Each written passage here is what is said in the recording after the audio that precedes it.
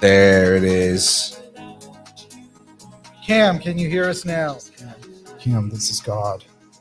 Hello, Say Wong. Hello, Jeff. Hello, Cam. I would say hello, internet, but I mean, technically, Cam is here. He's just in the other building. Say Wong said the audio is still non-existent.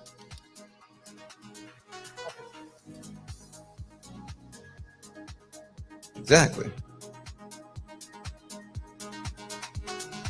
Hello, hello, hello. Yeah, no, it says we're. Jeff said he can hear us now. We're good. I think they just wanted you to get off the stage. Also, I think it was. I think it was just a delay. No. You know, actually, the picture quality is getting a little bit better. Still kind of crappy, but.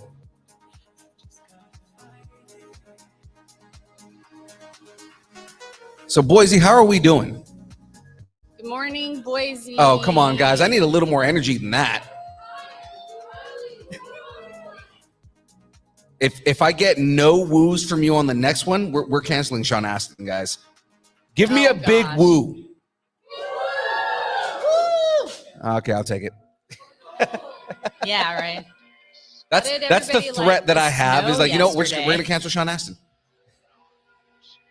Keep going that route. We're canceling Colin Baker, too. I worked really hard on those interviews. I know. Can we not cancel them?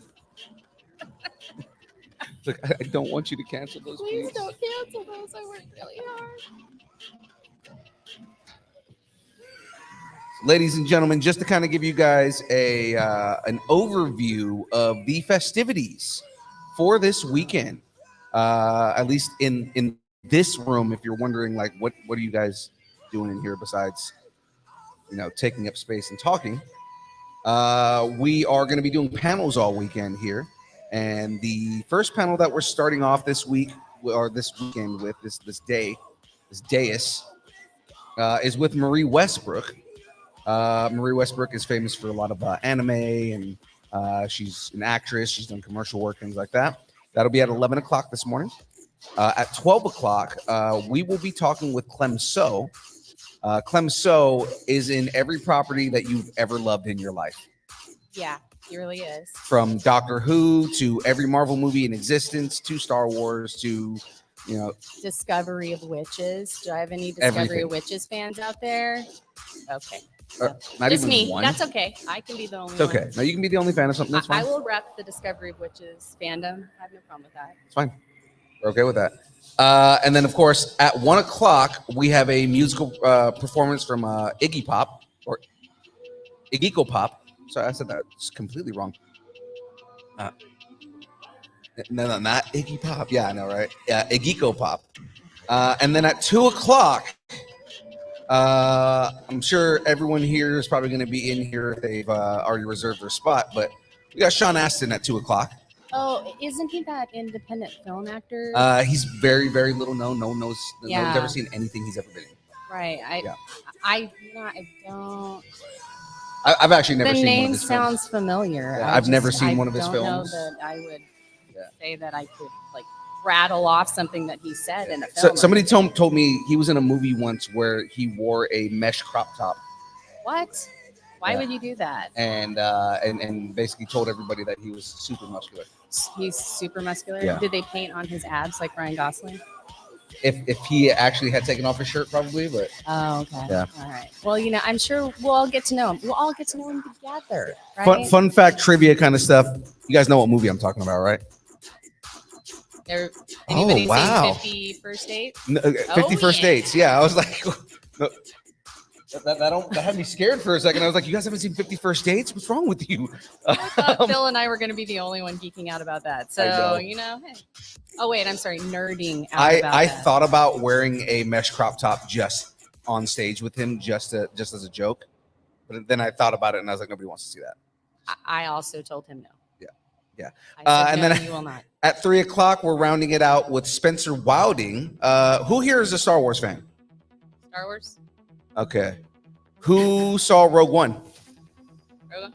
Yeah. Who loved that completely badass scene with Vader destroying everybody at the end of the movie? Yeah, Spencer Wilding is that Vader, and he is here, and he's gonna be in here at 3:00. He's also been in Game of Thrones, so if you're He a Game of played a Thrones White fan, Walker that took someone's head off. And he was in D&D. Yeah, he was in Honor Among Honor Thieves. Amongst Thieves. He played Gorg. So that is going to be that here, and then later on today, where are all my cosplayers at? Just one. You have my vote. I see a Jedi back here. I see a couple different cosplays. Huh? Yeah. No, this is my normal, just He's a everyday Jedi clothing. Master. What are you talking about? That's not a cosplay. That's a lifestyle. Who here is familiar with Ming Chen? Anybody here ever watch Comic Book Men? Comic book men? Yeah, see, back there. Ming Chen is going to be here later on today to do the cosplay contest. So, with all that being said, ladies and gentlemen, let me start this real quick here. Let's get into this. So, born in a small mining town of Kellogg, Idaho, she's an actress and a voiceover artist known for voicing Hanami in Jujutsu Kaisen, Dorio in Cyberpunk Edge Runners, Maria in Bakuhanma, Young Runaway in Rogue Company, Sergeant Jaxo. How do I not? Why am I acting like I didn't know that one? Sergeant Jaxo in Star Wars: The Old Republic, and many other anime and video games and commercials and just all kinds of stuff. Our friend, and now we're going to introduce her to everybody here in Idaho. Please, well, I guess everybody who doesn't already know her in Idaho, please welcome Marie Westbrook.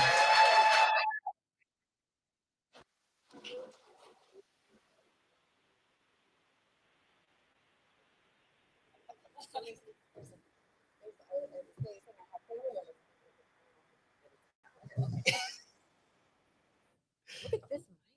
I know, right? See, I changed the mic from the last time we did it. Yeah. Specifically because I was like, okay, let's do something that's out of your face. So that when people want to take pictures, then Was it totally in my face last time? I not really, but we kind of like started realizing that with this kind of stand, it gets in everybody's face. Yeah. So we're like, people are coming to see you, not us. Perfect. Yeah. How are you this morning? I'm good. This is awesome. I'm so excited to be here. This is a con that I've been really looking forward to for obvious reasons. I was born in Kellogg, but grew up in Soda Springs. If any of you know where that is, really small town. Oh, there they are. They're just coming, and I don't know where they are. Yeah. Woohoo! Go Soda. Yeah, that's awesome. So yes, this was something that I've been looking forward to. Come back to Idaho. Awesome. So let's get right into this, right? So we have a segment on the show called Growing Up Geeky. We kind of already know, but for everybody else here, what's something you geeked out on as a kid? Man, what? Now I'm trying to remember what I responded with last time. What did I geek out on as a kid? I mean, Rainbow Bright, My Little Pony. But then I was saying that I worked. This is what I think I said on that show. I worked at NASA Space Camp because as a kid, my brother and I would watch Space Camp the movie repeatedly, dreaming of the day we could go to space camp, and also dreaming of the day we could go to space camp by winning it from that Nickelodeon show. Do you remember what it's called? There's I know which one you're Was it talking about. Double Dare? I think it was Double Dare. Double Dare. Yeah, so Where if one you of the won the prizes end, yeah, was winning a trip to space camp. that's right. But we never went to Double Dare. Damn, Wow. Nor did we go to space camp. So Missed but I did opportunity. it as a, Yeah, college complete missed graduate. opportunity. yeah. Yeah, you decided to go to college instead. Who does that? I know, right? Yeah. But I got to work at space camp, and then I got to go through the whole space camp process. The Right, experience. because you have a whole science background. Yeah. Yeah. Yes. So, like, you could create a new molecule. Is that right? I I don't even know science mean- enough to know this. So, Because that's how science works. I mean, yeah. because science. Here's the thing: is I have a really great science background, and I love it, and it fascinates me. Like, I'm very excited about the solar eclipse on Monday, but I haven't, really been working in this scientific community in a very long time. Right. So, but I get to read scientific documents and certain things that And I you work know on, all the so. words, like you I know understand. how to say the words. Yeah. Exactly. That's where it comes in handy. I know how to say all those big science words when some medical copy comes my way. There you go. There you go. Because So- science. Because science. Because science. So you're from Kellogg, right? So No, I'm from Soda Springs. I was born in Kellogg, but I didn't ever live there. oh, so let's actually change this. You're from Soda Springs. Yes. What normal childhood experience did you have that later kind of was considered unique by others? So things like, making snow angels in July. I know, right? Yes, snow in July. Oh my gosh. I'm trying to think of all the things. I feel like there's so many things that are unique to growing up in a small town, especially when we were growing up back in the day when we could just ride our bikes across all day long. I'm sure a lot of you experience that. Be out all day and then come back. Growing up in Soda Springs, we have a naturally carbonated creek that runs through. Just like drinking soda when you drink those. soda water, but if you live there, you know that you probably don't drink that soda water. But if you are a tourist, you fill it up and put Kool-Aid in there Yeah. and then drink it like that. Yeah. There you go. And then you get dysentery and you're fine. Yeah, exactly. It's the Oregon Trail all over again. And the Oregon Trail goes through Right. there. So yeah. Yep. You only glow green for a little bit, right? It's cool. Yeah. No, And no green is problem. okay. I'm Yeah. okay with green people. Yeah. I mean, it did wonders for Gamora. So yeah. Exactly. She-Hulk. Yeah. I do love me some She-Hulks. Yeah. Green girls. Green Woohoo. girls. Hashtag green girls. So we love talking with voice actors. You are a voice actor. So we love talking to you. So getting to know the process and learning about that. So I know we have asked you about other things, but I want to know how is it different in your home office versus if you do, because last time we talked to you, you were like, oh, we got to do a group thing. How is that different? Does it dynamic? Is it different for you or? Oh, you mean recording with other people? Yeah, if you're recording with other people or recording separately. Okay. How do you? So recording with other people is pretty much like seeing a unicorn anymore. It doesn't happen very often. We were able to do it with I do the No Sleep podcast, Right. and we were able to get everybody in there, which was fun because there was a few of us and some of us were friends. And so we were all able to go and record that together, which is really cool because it just doesn't happen very often. And you just vibe off of each other when you get to hear the other lines. But honestly, anything else, I got to do one commercial for T-Mobile where we got to read together, and we just were sitting there waiting for we ended up sitting on the ground in the studio waiting for the directors to okay everything, and then we'd get up and pop up and talk when it was our turn. But otherwise, it's just all on you. And sometimes a lot of times a really great director will read you in. If you're playing off of another character, that director is going to read the other lines so that you can feel the energy of it. So Right. you're going into it because it's acting. Yeah. So it's nice to have that and not just going from ground zero. Right. It's Right. small V, big A. Yes. Right. Yeah. So yeah. the voice is not as important as the acting is. Yes. 100%. I just was talking to somebody about this last night when they were saying, they brought up something about somebody having a nice voice and that they could do voiceover too. And I said, well, you could, but you still have to train. You still have to use that voice appropriately. It's like a tool. And you could also have what people would consider maybe not a great voice and Right. be an amazing voiceover actor. So Yes. because that doesn't really. You have a face for necessarily matter. radio is not a term used very often. Yeah. Yeah. I mean, yeah. There's all sorts of people, right? All sorts of types of people running. I think it's great that you can do it and you could play anyone. Yeah. Like when you're cosplaying or you're looking for role models, then you're like, oh, that one, this person doesn't look like me, but I really love this person. And being a voice actor, you get to do that. You can be whoever you want. And I think that's one of my really favorite freeing. things. It's one of my most favorite things because I don't know if you've seen some of my characters, they're pretty crazy. Pretty crazy. Yeah, you get to be a giant even walking when tree. I saw, a giant like tree eyes, man, masculine body. Yeah. Or there's so many characters that when I first saw Hanami, that's what I'm talking about. I was like, oh, okay. And they had to, really put things into that perspective. Okay, this is what I am, and I'm really powerful, all powerful.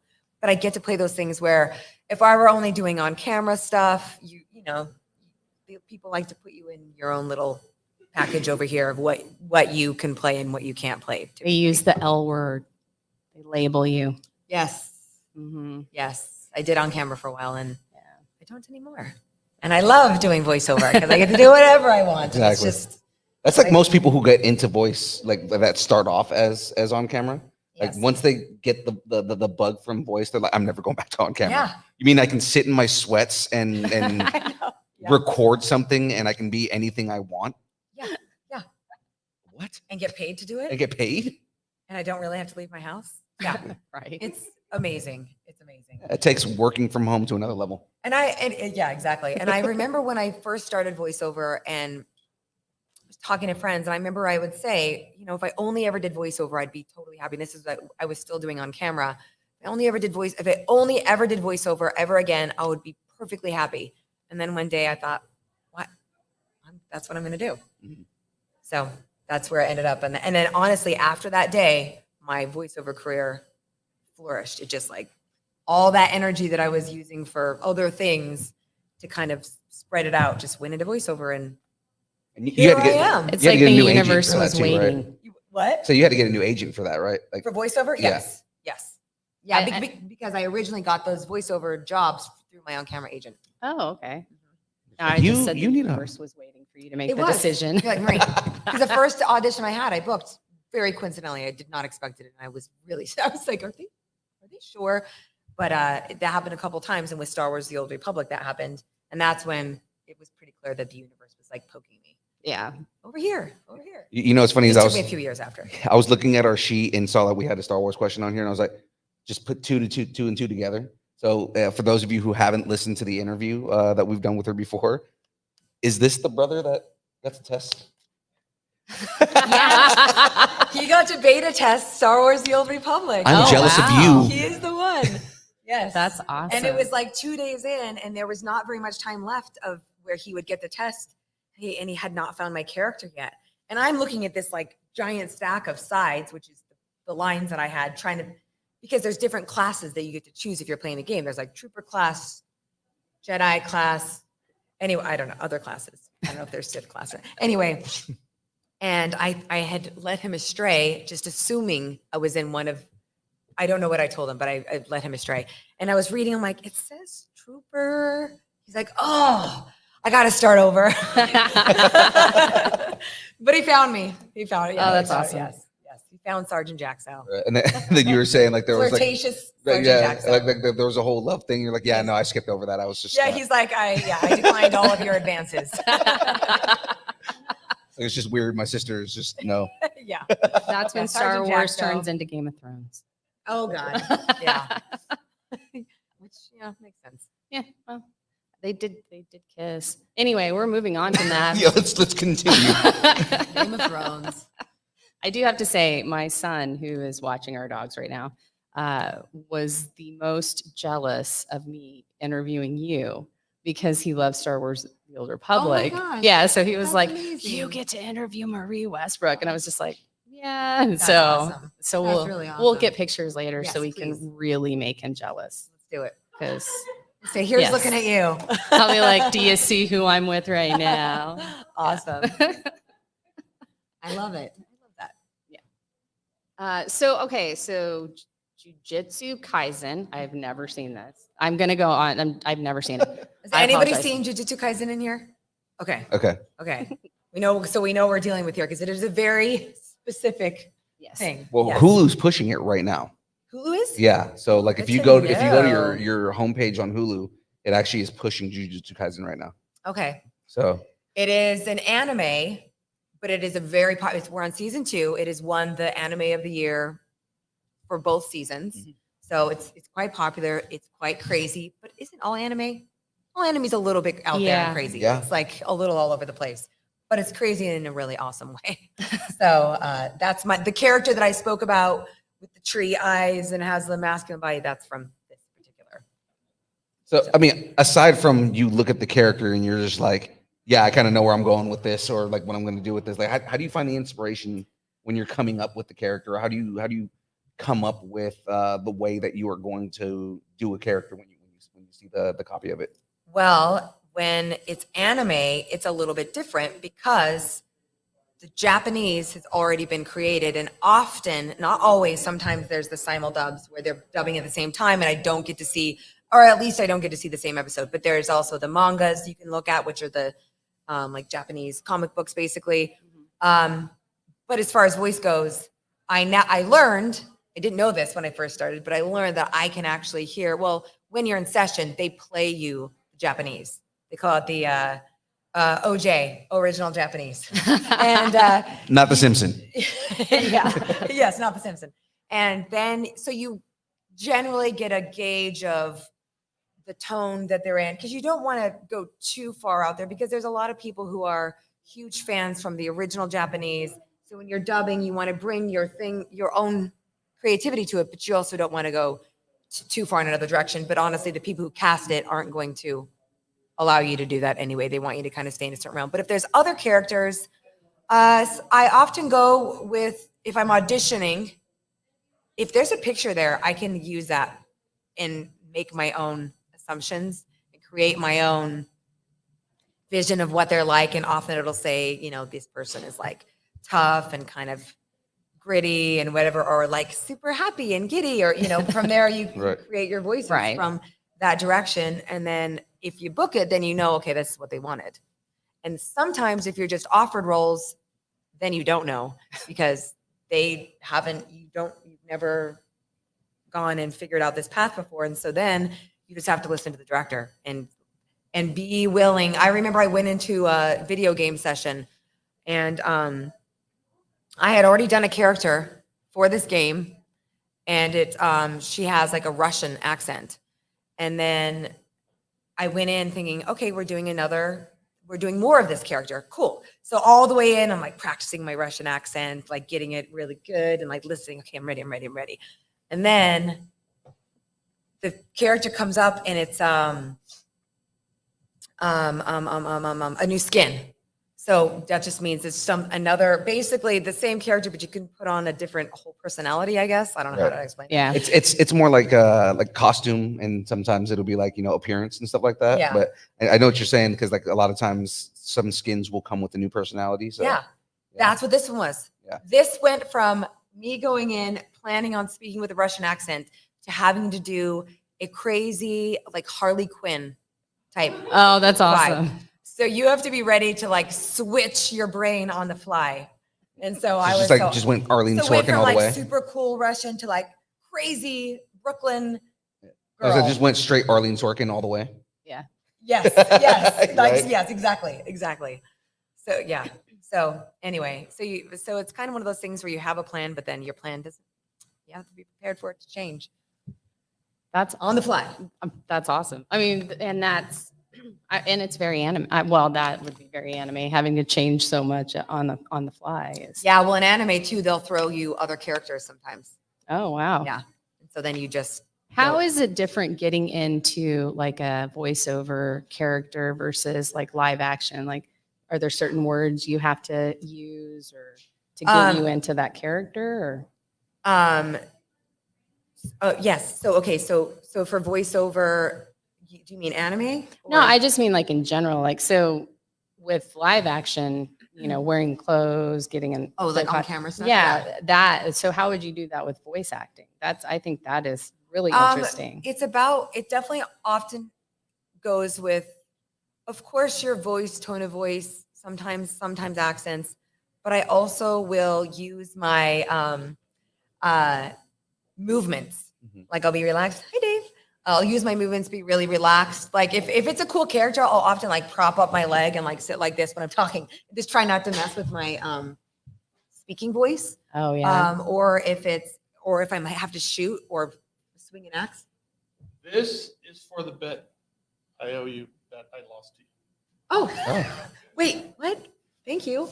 I don't know what this means, but On stage. Thank I'm like, you. okay. Mystery Surprise, envelope mystery delivered. I know, envelope. right? No, I was actually going to say, like, so for example, kind of like where you're going with what you're saying. We've talked to people who have said like they get in a certain posture and they can find the character again, or Oh, yes. Yes. yeah. So I think I Elise do said have specific yeah, things that I do. Elise said that she does cheeseburgers, fries, and blueberry pies, and that gets her into pan again. Yes. Yeah. So I was saying for things like AI, Mhm. I'll do, I'm sorry, I didn't catch that. And I'll often do that right before. So I had a session where I had to do an AI voice and I would start to feel like I was losing super AI. So I'm sorry, I didn't catch that. And then I'll go into the line again, which this one was for Despicable Me 4. So I got to do the trailer for that and say that. Or if it's for a British character, I do, you learn so much as an actor and that's how it goes. You cut off the sentence because that's how I was trained to learn my dialect. And my prototype was Kate Winslet. And she does an interview and I broke that up with my dialect coach and that was the line. And so I can flip into that. And my Russian one is from my character that I used. And it's, now I'm trying to think of the line because I go through this is perhaps we can help each other. It's something, and now I'm trying to remember what the line is exactly, because when I do the exact line, it's the same thing. When I do the exact wording, the exact line, all of a sudden my brain can flip into whatever it is, or the character. Right. If it's somebody, it doesn't have to be an accent. I'm kind of using it as an example, but yeah. Yeah, like how do you get back into Hanmi? Is it just like looking at the character, or I feel like I really ground myself and I like do this a lot. You know, I just really like ground and like go into my really deep, powerful voice. And Hanami is very well enunciated and uses big words, powerful words. So and my favorite line is please die and become sages. So I don't remember that part, but that's like the most powerful line. Please die and become sages. So I'll often do that. And when you're in the session, they'll play you back your lines too. But yeah, that's what I do for that one. I'm trying to think of this. I need to think more on because there's probably some other fun ones I do. That's awesome. Yeah. It's a nice tool. It's a nice tool to have. all right? So there's a project that a lot of times we kind of don't get a chance to talk about it, but like I know me and James get really excited about it. Okay. And it's when you do your work with WWE. Oh yeah. And like you do like the voiceovers for things like that. So for stuff like WrestleMania and Money in the Bank and all that. Yeah. So like what's the experience like working with WWE? So so when I work with WWE, I do a lot of promo and trailers, and that's a different type. That's a different genre. Like anime is a genre of voiceover. Animation is a genre. Commercials, narration is different from documentaries or narration. There's a bunch of different things. So promos and trailers are a world where female voiceovers didn't used to work not long ago. When I first got into it, they were like, don't even bother. It's not worth it. It's like the 5 same guys do all the narration there or all the promos on the planet. And it was true. And then it started changing a little bit. And I had a friend who was a director, and I was able to start kind of coaching and coach with him a little bit in a place that felt safe. So anyway, that's how I got into that world. And that's when I started working with WWE through my manager and many other things. And it's super, the first time I got to work with them, I was like, oh, this is awesome, because it's like, I get to do this promo work for it was the 50 greatest female wrestlers of all time was the thing I got to do. And I got to narrate that. And it was so much fun. And then when we do like Money in the Bank, it was a very like James Bond type narrative. Mm-hmm. And so some of those, that one in particular, I got to hop on Zoom with the director. And so they're showing me all the stuff, which makes it more exciting. And so then they get to tell me, well, this is because they get excited about it. They've created these things. Right. They're working on this, like, hey, this is our plan. This is what we're thinking. So basically, here's what we think. Now go, like now you do your side. You do what you do. This is what this is the vibe we're going with. Yeah. So yeah, it's just, and I just continue to say, I do a lot of things for them. They do a lot of, philanthropy and that kind of stuff. And so I often they'll send me those pretty often where it's like WWE and the Boys and Girls Club or whatever have done this. They do all these things and I get to narrate those. So Did you That's just get cool. through that? Get that through like casting, or were you a fan through of my WWE? manager. Okay. Through my manager. No, that my manager has a lot of these promo and trailer relationships. So I guess I must have auditioned, way back when. At and some then- point, right? and then Now it's like over- they just call me. Yeah, you know? yeah. Now they just send me stuff, or sometimes they still have to audition, but now it's often a requested audition. Hey, we want to hear you on this, and they might be listening to other people too. So Gotcha. So what's one of the fondest memories you have of like any role that you've played? Like any stories from recording sessions or just anything that sticks out that you're just like, oh man, I remember this one time. oh man, there's a million of them, all of them, because they're all different. But I think that something that really stands out because it was the beginning of it all was Star Wars: The Old Republic, and just sitting there in all these sessions, because the sessions would be several hours long, and then I would be coming back for 3 years, and I couldn't talk about it at all. Right. I don't remember if I told my brother or not. I might have during that 3-year span. But, he's like, my lips are sealed. So, you're not supposed to talk about any of this. And I had to wait for 3 years. But I remember each time I would go in feeling like, oh my gosh, should I even be here? Am I doing this right? I don't know. I've never done this before, just feeling so just imposter syndrome. And the director was really cool. He's like, no, you're doing amazing. And even afterwards, I felt that way. And then I got to hear it and it was cool. So I think that is memorable just because of that being the first one. But on the other side of it, more recently, I got to do the trailer campaign for Ahsoka and for Women Talking, which was a huge deal because, again, especially like a Marvel or Star Wars, they don't really have female voiceover doing that. So when they told me I was going to get to do the Ahsoka campaign, and at first they said I was just going to get to do one spot. We'll see about the rest of the campaign. Like the producer wasn't sure. It has to go through like the VP of advertising for Disney. I mean, it has to. Right. There's a lot of people that get to be in on that decision. And when I got to do it, I felt so excited and honored and like wanting to do it, obviously my best, because I want to come back when there's a season 2. But like it was a huge honor and also a huge feat. Like I felt like it was a huge personal accomplishment. It was actually a goal on my list. My goal has been doing these trailer campaigns. So That's awesome. Yeah. No, that's amazing. I love that you're part of the Ahsoka family. 'Cause- I know. I know. It's a cool one. Yeah, I love it too. absolutely. Like on a level of like on a scale of 1 to 10, like where would you rank yourself on like how much of a nerd you consider yourself? I like nerd in what way? Just in general. I mean, like you're a science nerd. We know that, but I mean, like, but just like I mean, more so, just like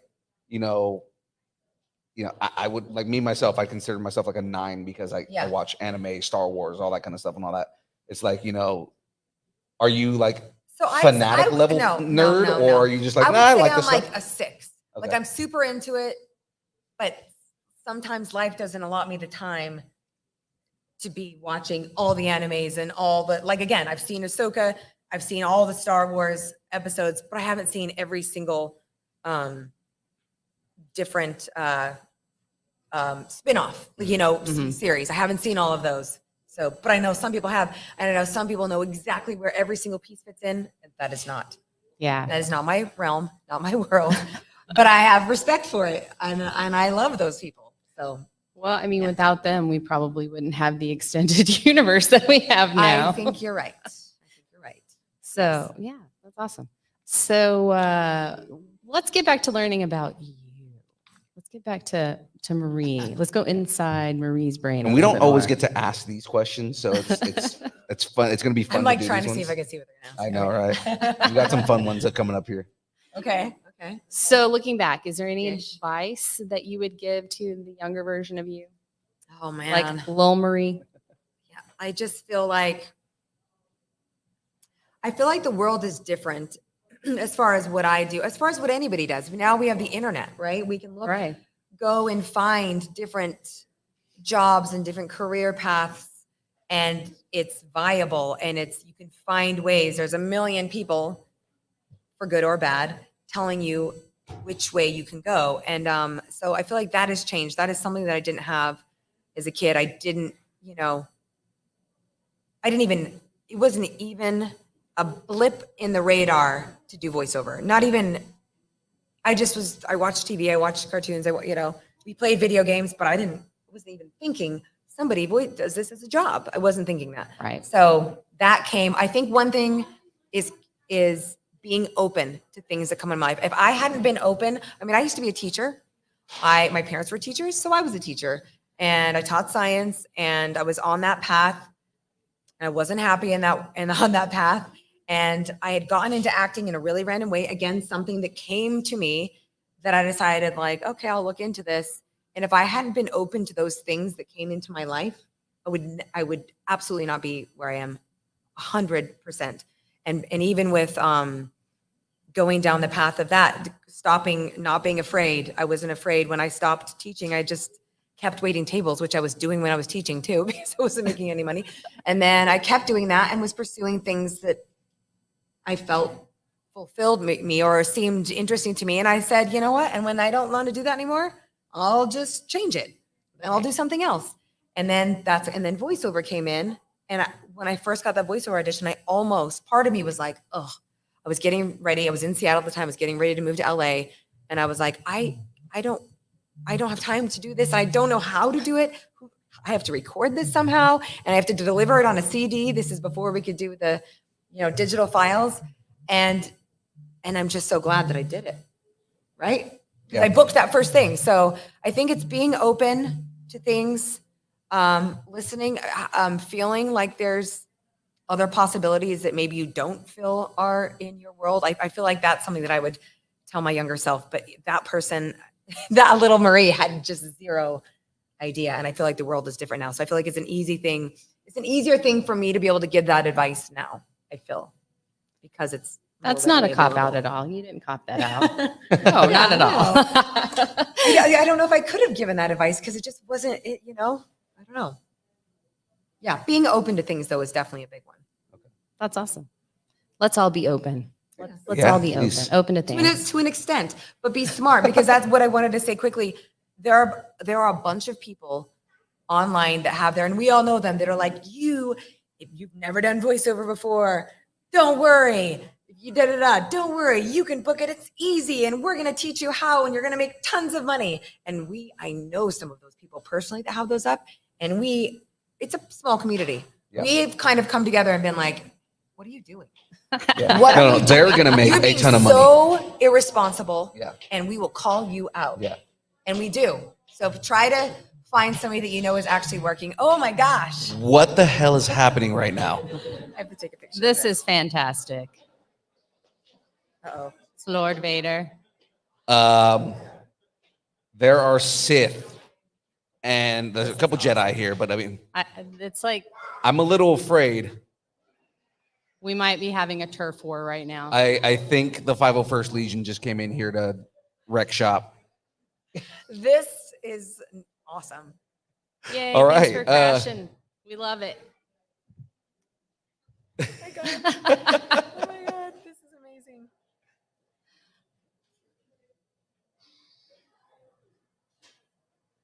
Look I at want to give all you the the mic. Oh, yeah. Go speak on the mic there. Yeah. Absolutely. Hi. Okay. Hi. So I'm with Rebel Legion Takadana Base here, Idaho, Montana. Ooh, Idaho, Montana. James? So I'm with Sawtooth Garrison, or Sawtooth Mountain Squad Timberline Garrison, 501st Legion of Idaho, Montana. Awesome. For your contributions to the Star Wars community with voice acting, the video games, which has been amazing. Sergeant Jackson, thank you so very much. We would like to make you an honorary member of the 501st Legion. Where did that come from? I heard somebody, I know. I just heard a bunch of See what else I have here. Hello there. Okay. Move along. So anywhere you go in the world, you have the Legion's full support. Let them know you're coming, and Glad to take Thank under you our so wing. much. This is awesome, especially considering this is one of my very first voiceover gigs ever. See? Now it's memorable for this reason. There you go. And then on behalf of the 501st Legion, we would also like to induct you as an honorary member. And then if we could get one big group picture with all of our members together, that would be great. Oh my gosh, yeah. Oh yeah, yeah. So now We can take them out of the plastic so they're not shiny. I feel just like a little I just didn't girl. want to get them wet on the way over. So, yeah, good idea. Thank you. so it has, you can set them up. You have Awesome. stands. So awesome. Thank you. Oh Now- my now gosh, those you will sit on guys. your table, right? So we'll do Dude, seriously, Yeah, I I have know, some right? cool, I have some cool Rebel stuff in my Legion office. first. If we could have our Rebel Legion members step forward, please. Yes. Yeah. I don't know if I should have stopped recording or not, but No, keep recording for posterity. Yeah. no, we're live on the internet right now. Oh, wow. But I mean, you guys did come in the middle of Oh the my interview, gosh. so it's like, I wish my 5-year-old is here right now. He would be dying. He would be dying. Okay. These are the ones that you Do can actually you hold. want our members to come up here, or how would you guys like us to do that? whatever is the easiest way to get them kind of around, I Yeah, guess. Go ahead and come up the stairs, and then we'll just do it right here in front of the Gem State There's a good backdrop. bag.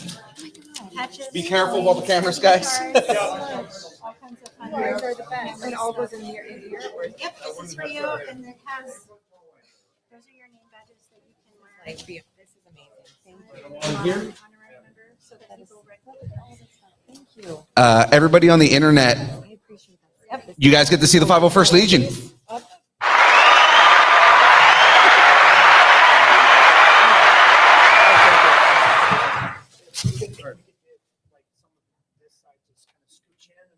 Oh man.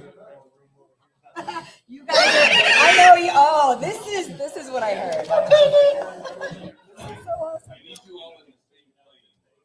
In the same. Okay, oh, I gotcha, okay. Okay. Okay. If you can squeeze in so we can use the backdrop as the frame of the picture, that'd be awesome. Act like you're all friends. We're friends.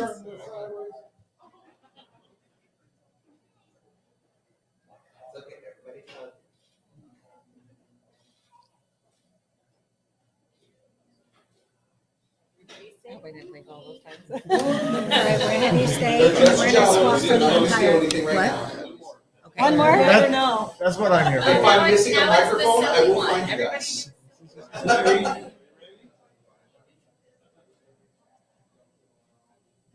I don't know about that. Rebels, You'll be, down. I hope you didn't blink. Did they blink?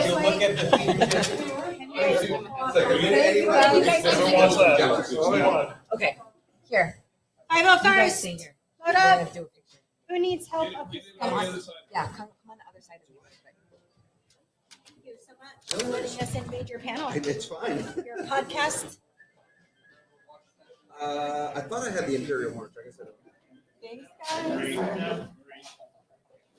That's awesome. That's awesome. Thank you. Trying to see my other. Look at this crew. Oh, geez. Vader, Landon, my 5-year-old, would start talking some schmack right now.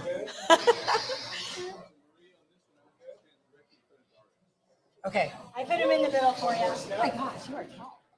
Okay. This is awesome. This is like So I'm gonna step down because I don't have my 501st shirt. Sam. Will you send this to Greg? Hide behind and poke your head out so nobody sees you're not wearing your 501st shirt.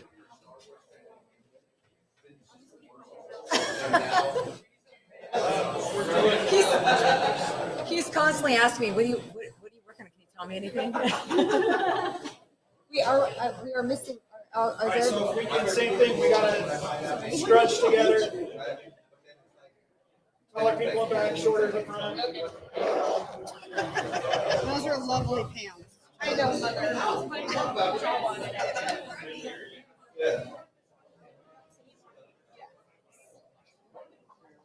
Slide over to right here. And then if I can get you to slide to here. I'm also There a you Jawa, go. so. You're also a Jawa? Yeah, my eyeball just fell off, so I'm Oh. behind it. I mean, that's gonna happen to a Jawa. I find myself. Slide, slide to your This way, left. this way, closer to me. There you go. He doesn't know any better.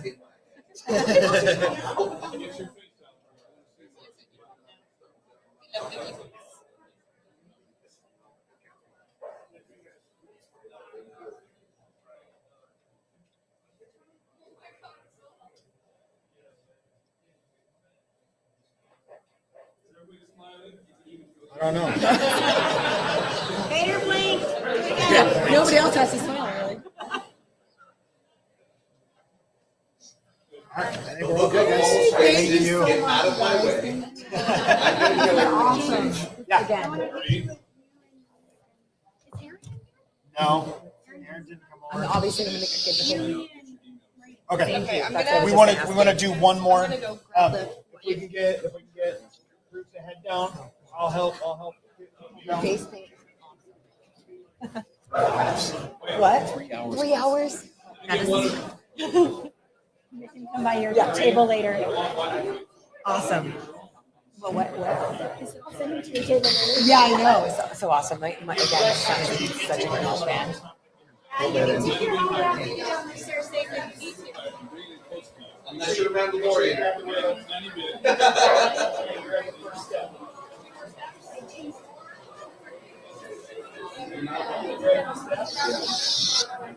Awesome. Thank you.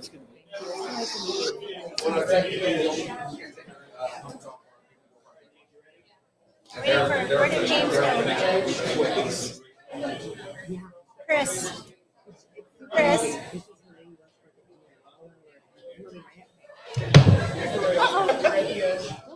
It's not the most sturdy. There you go. It's upside down. So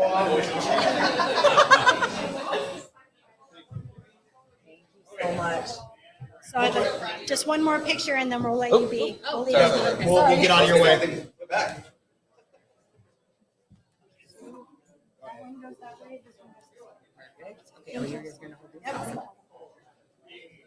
Chris. Somebody? He's writing. Give him a sec.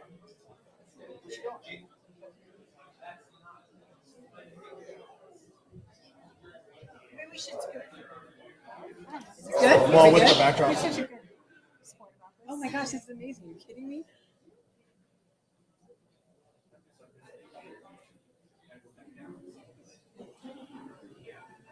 One more? Okay.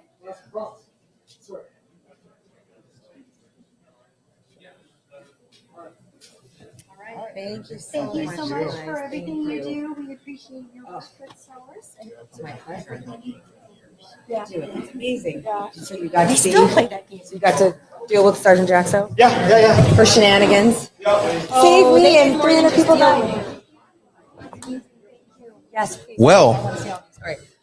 That was awesome. that was unexpected, but that was awesome. How many times is that going to happen in my lifetime? I know, right? Well, right? at least a few I have more. to soak that in. At least a few awesome. more, just because remember it's regional. Oh, right. This is Idaho, Montana. Yeah, I didn't even realize that something like that could happen. because other I garrisons. did. I think this is the third time that the 501st has invaded one of our Really? things. Yeah. That's so awesome. Yeah. Oh my God. Because The specifically when we do 504? 501st. 501st. Yeah, it's okay. the Fist Invader.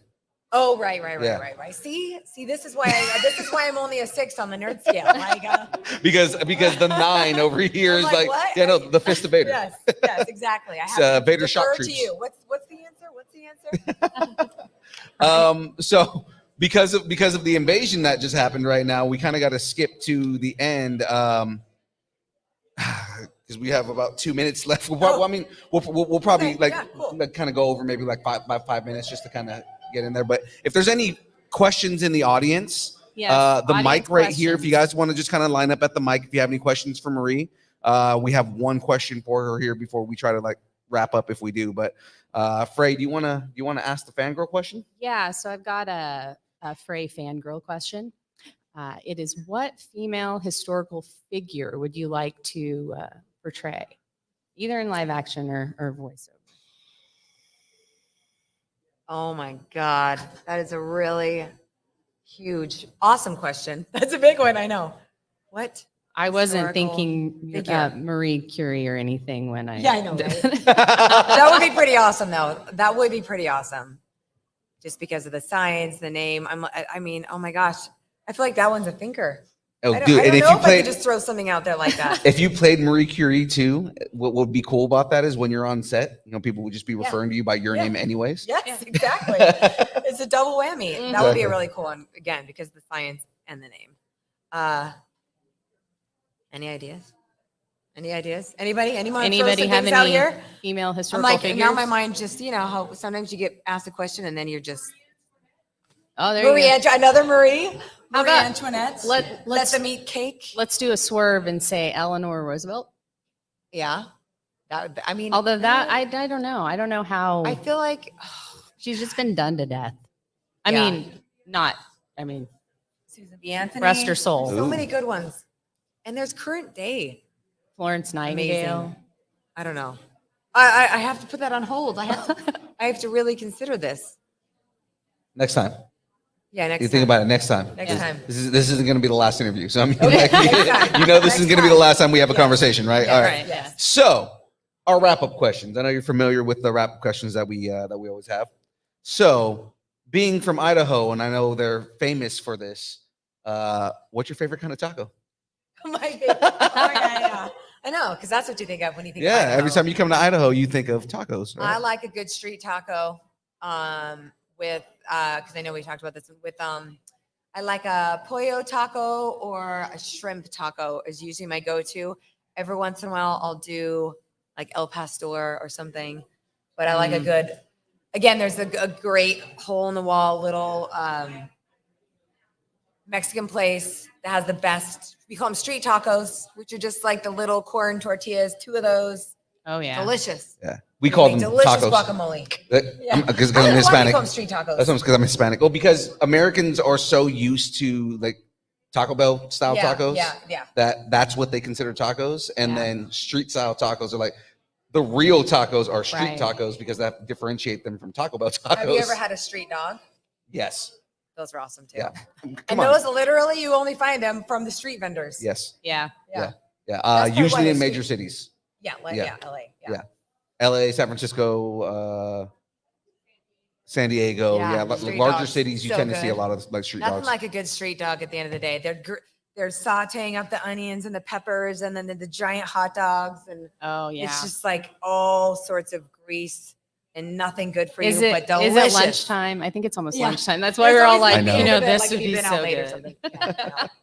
So we asked this last on the I was gonna say the live stream, but on the build when you came on the build recently. But who would win in a fight, Oh, yeah. Hanami or Anima from Final Fantasy? Because Hanami always. I mean, I have to believe in myself and believe in my character. Hanami will win because Hanami pulls from Earth, Mhm. the entire planet.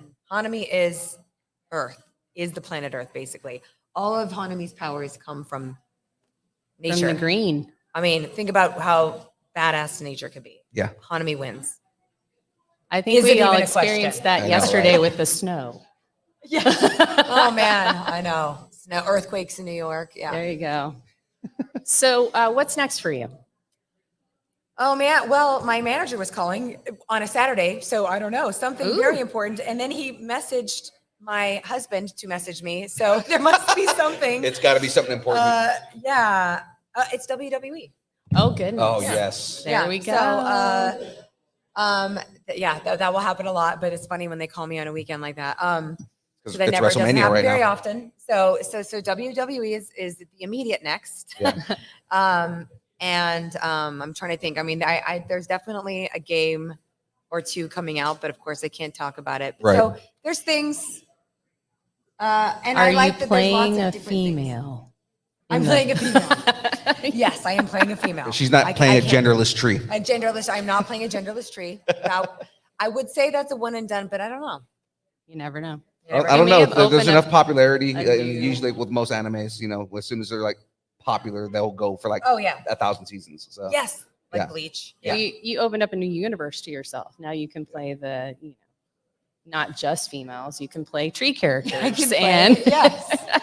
Yes, exactly. there you go. Oh, So here we go. An anime about Marie Curie.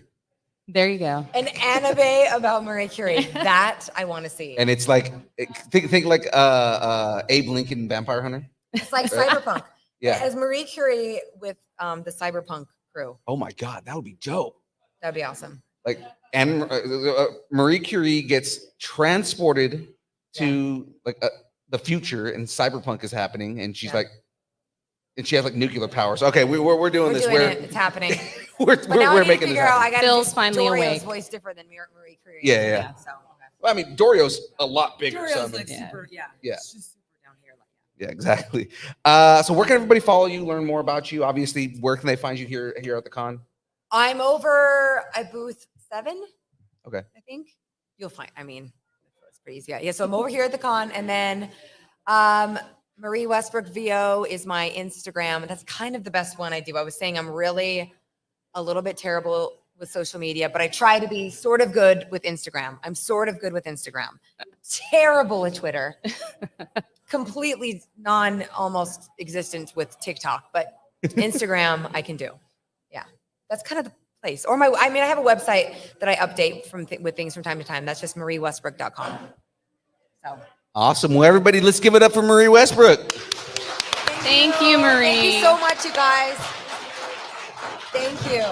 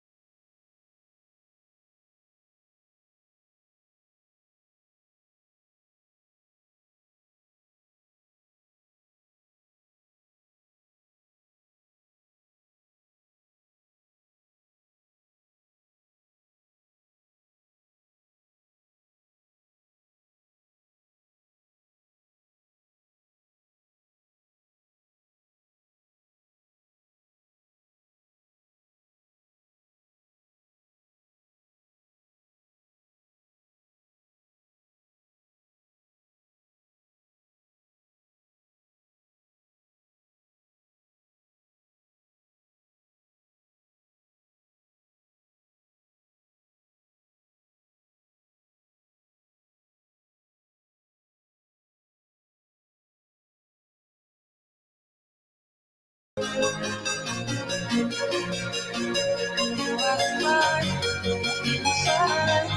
me a promise, gotta make it through the night. Whatever you promise, all our sacrifice. Tell me there's no goodbye. Make me a promise.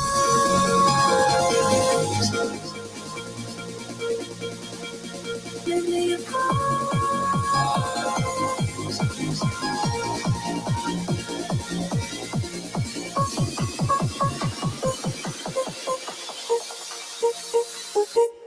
Make me a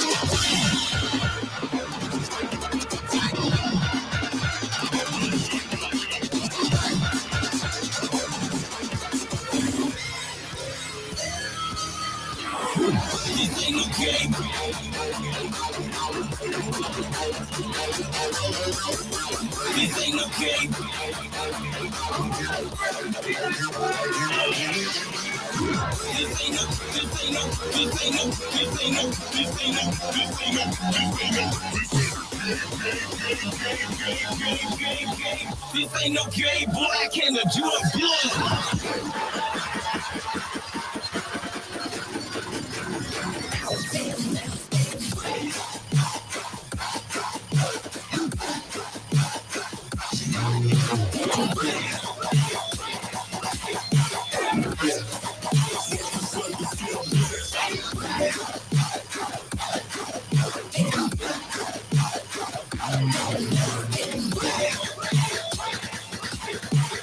This ain't no gay black and the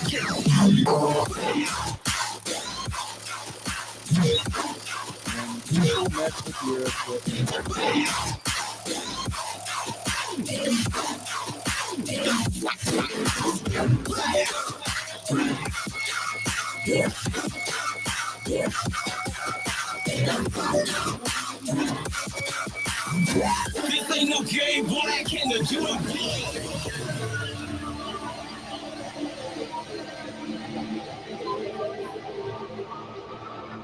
It's Petty the Platypus.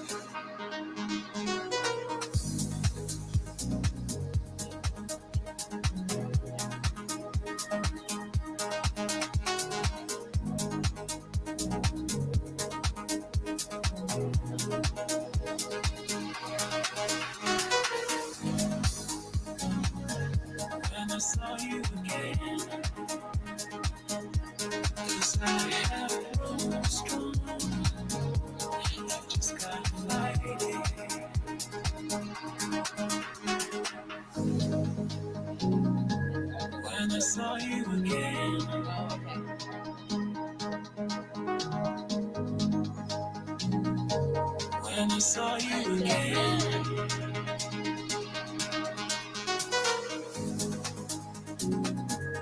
Cause I have no strong without you around. I just gotta fight it.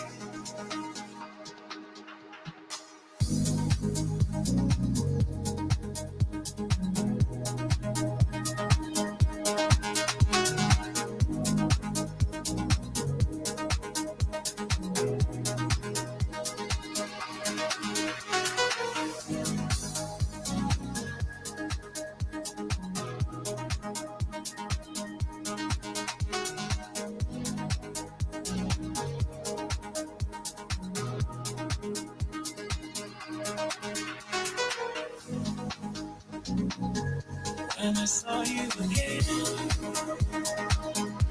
cause I have no strong, I just gotta fight it.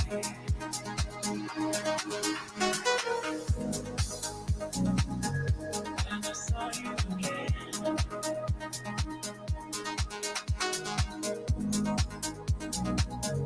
when I saw you again.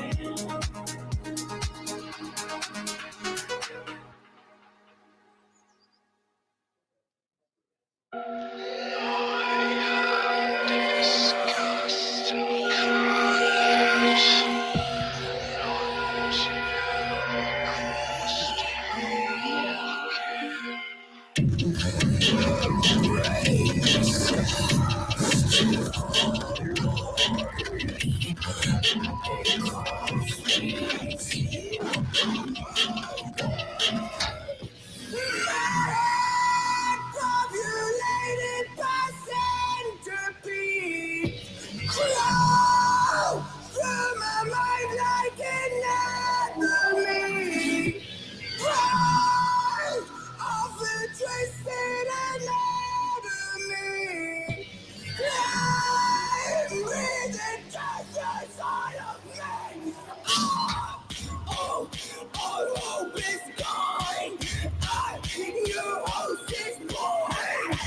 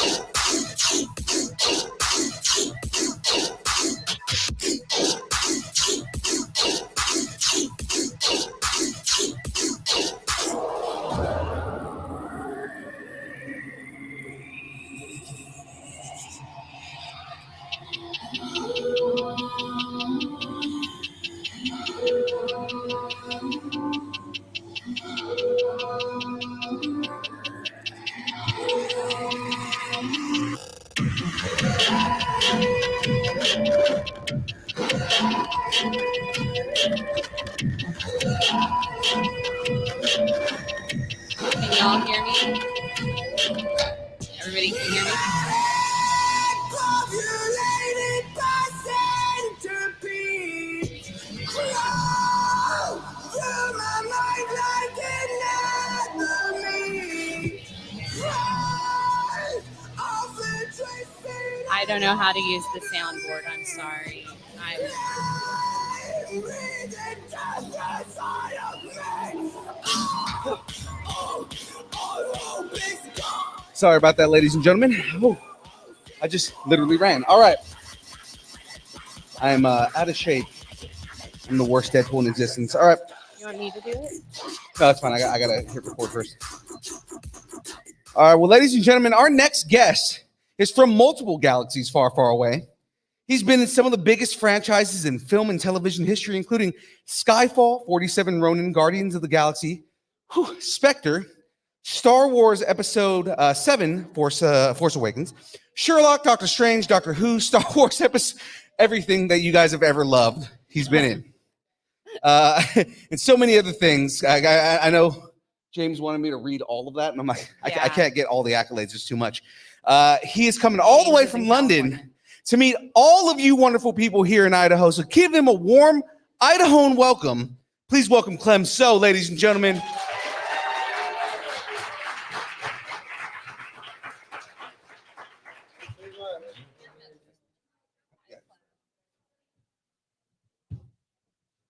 Welcome, welcome. How's it going, Clem? Good, great. It's so nice to be here. Awesome. I just have to say, I really love your shoes. Oh, you like my shoes? I think they're Thank you fantastic. so much. Oh, yeah, those are dope. You guys can't see them, but they're amazing Show Chuck you them Taylors. later. Yeah, just Merca. That's all you guys got to know. Just Merca. Yeah, yeah, So before we get into everything here, we like to ask some intro questions to kind of get to know you a little bit, yeah. right? Sure. We have a segment on our show called Growing Up Geeky. Mm, What's something that you used to geek out on when you were a kid? God, everything. I'm a huge fan of, I'm a child of the 1960s, 70s, so things like Batman, that was awesome. I loved Jerry Anderson's Thunderbirds. I don't know if you guys had that here. Thunderbirds, was that the marionette show? Or Yeah, no. Thunderbirds. And obviously in the 70s, Star Wars. I loved watching Star Wars. I was a huge fan of Doctor Who when I was a kid. I loved Tom Baker.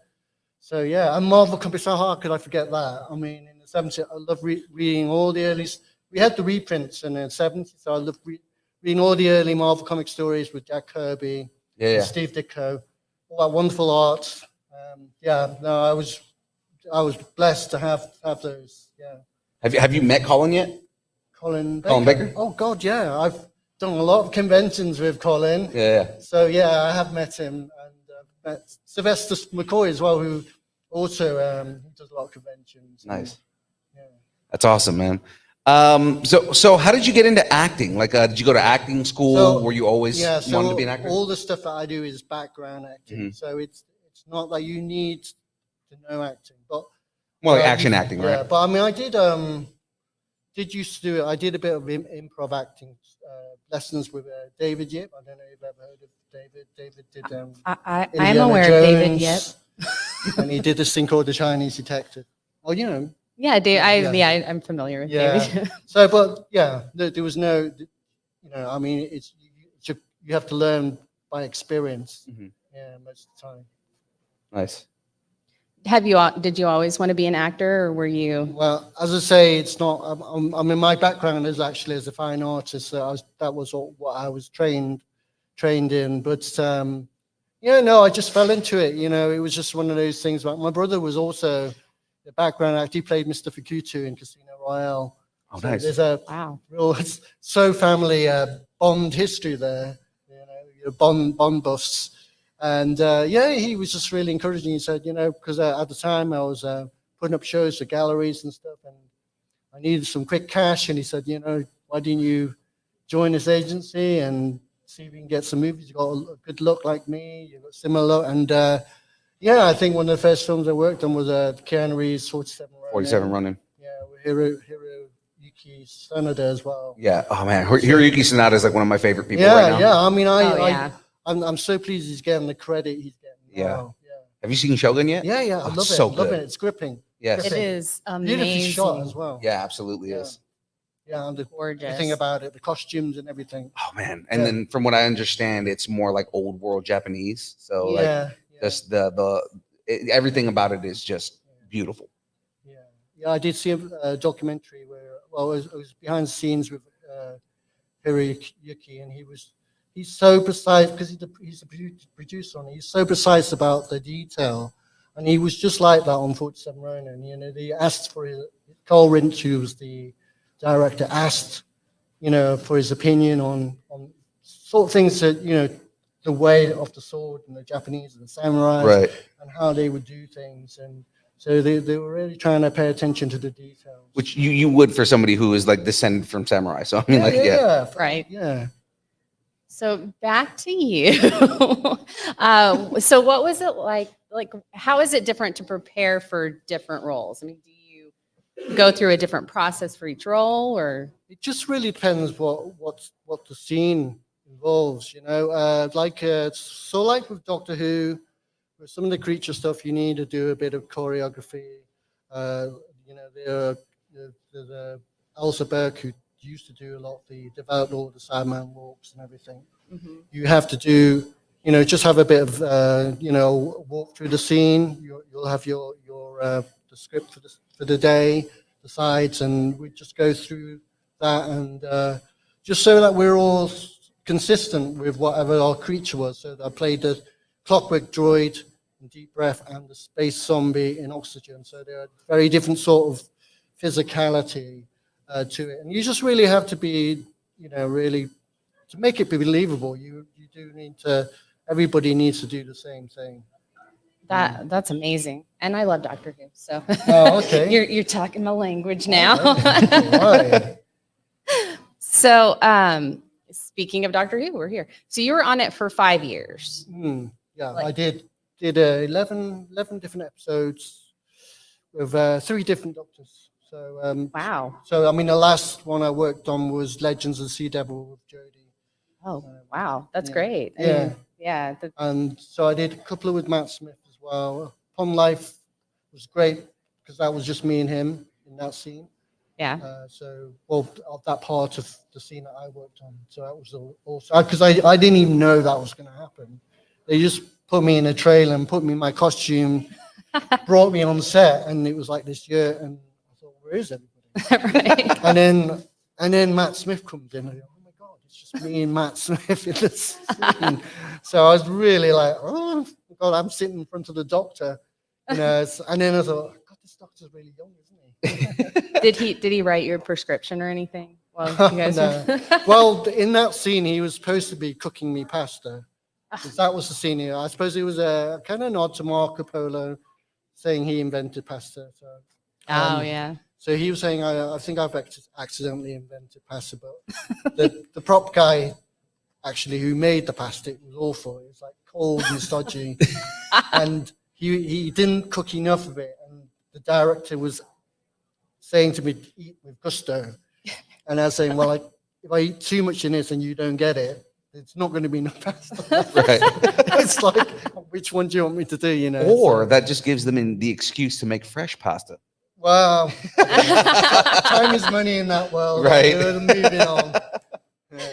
So if you were offered the role of Doctor Who, would you accept He it already to be said the yes. Look at first that. Asian Come on. doctor? Who wouldn't? Who wouldn't accept that role? Do you think you could have like a catchphrase or something that would go with it? Yeah. Eat more pasta. Eat more Eat more pasta.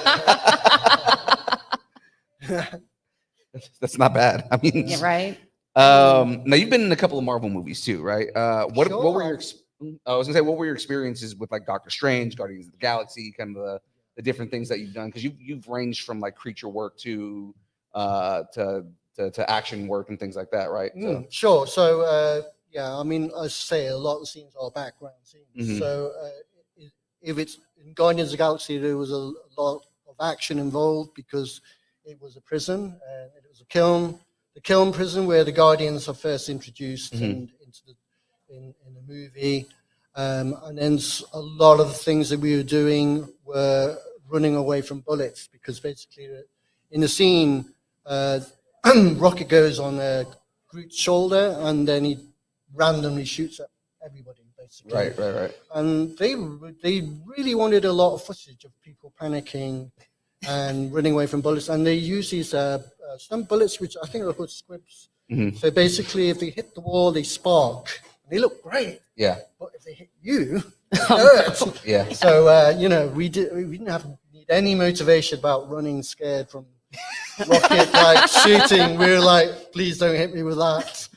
I don't want to get hit with the squibs. Yeah, Go. no, Right. I don't. Quite a few people with bruised legs, I think. On that Oh my scene. goodness. Yeah. So, and then Doctor Strange. I should talk about the geeking out because Guardians of the Galaxy was the first Marvel movie I worked on, and you really have to contain that geekness because Yeah. you're there to work and they're paying you to work and it's a job.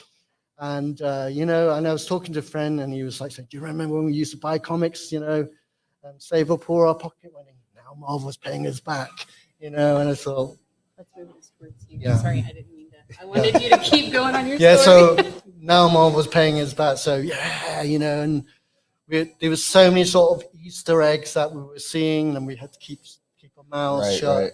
There's got to be like some level of excitement when like, because I don't know to what extent you know what's happening in the scene, especially when there's like green screen and when characters are being CG put in there and Sure. whatnot. But like, if you know, like, oh yeah, no, Groot and Rocket are shooting everybody. Like Groot and Rocket as a fan, right? You know, like I'm in a scene with Groot and Rocket. Like, Yeah. Well, I think when we filmed Guardians, they were unknown characters mostly. I knew Guardians of the Galaxy like the old 1968, 67, Right. 68, the old guys, you know. yeah, some more actually from Guardians 2, Starhawk, Yeah, and like um, Sty Star Wolf Stallone, and yeah. yeah, the older guy. I didn't know these characters, so it wasn't like Groot. I mean, it's a household name now. Yeah. I mean, it's crazy to think about it. He's done wonders for the tree. But there was always, just to go back, there was always somebody there to represent the movement of Groot and Rocket. Yeah. So you were never lost. And, Groot, because he was so tall, there's a guy that would hold up a stick with a head. Yeah, Groot. So you'd get the eye line. So, and he looked beautiful, and everybody, everybody's body language was of Groot, this very tall man. And it worked really well. And yeah, Doctor Strange. Yeah, that was a hero that I knew. From the comic books, as I explained. Steve Ditko, Right. Mm-hmm. Doctor Strange, and there he was. Coming back as Doctor Strange. It was like, oh my God, he's Doctor Strange. He's right there in the room. It is very surreal to think about it, and he really looks the part. So He does. yeah. Yeah. So and then I worked on Multiverse of Madness. We got to be shield bearers, so we got to do a bit of the magic stuff with the shields. Making the shields work. So we were defending the temple against Wanda. So, I mean, just to be able to say, I'm doing magic. Yeah. That's like, come on. It's like you could be in a Comic Con doing that, right? Yeah. But then he had the special effects, and there you are, you're doing your magic. So that was a amazing, awesome sort of see that all that come together in post production. Mhm. Yeah. It was such a well put together scene too. Yeah. I loved it. It was so.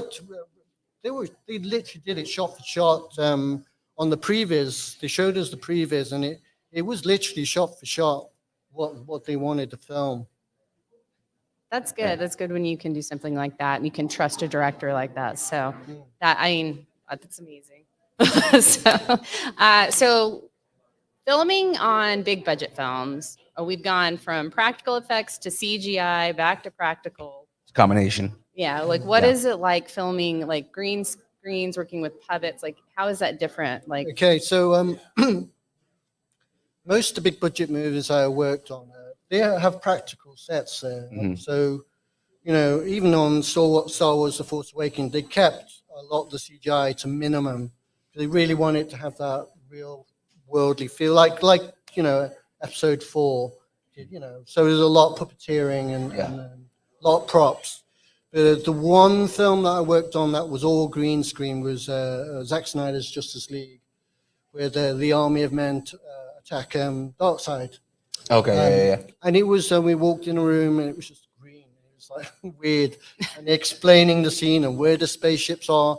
And in our scene, we shared it with Zeus and what's his name? Who was all in that scene? I know Hippolyta was in the scene. Zeus was in the scene. was Ares in that scene? Ares. Was Ares in the scene? So Yeah, he Ares was, as well. So, and they said they were 10 foot tall. Yeah. So the actors who played them filmed their scene first, and obviously they were going to stitch it all together. So, when we first few takes that we did, he said, cut. And then I get told off. And he said, didn't you see that God? He walked right past you. I said, and I'm looking at all I can see is green. It's like, there's nothing there. It's like, and even if you see it close up in the scene, he's got this huge axe and he just literally misses my head. It's weird. I mean, Oh So you can see why Zach's upset about it. 'Cause Yeah, he literally just walked by you. He almost killed you just right now. He's like, where's this? I've got no reference, man. How am I supposed to know where Zeus is? I know.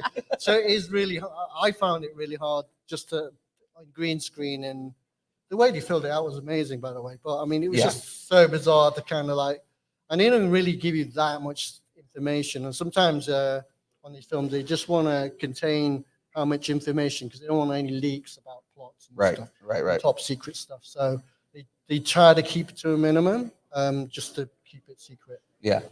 That's kind of like earlier when I asked, like, you know, when you're on a scene and you know a character's there. Because I know you don't always know what character is going to be in the Yeah. scene. It's just, hey, we need this reaction. We need you to do this. This is what's going on. Then when you go watch the movie later, then you're like, oh man, I was in a scene with, you know, with Darkseid, you know, something like that, right?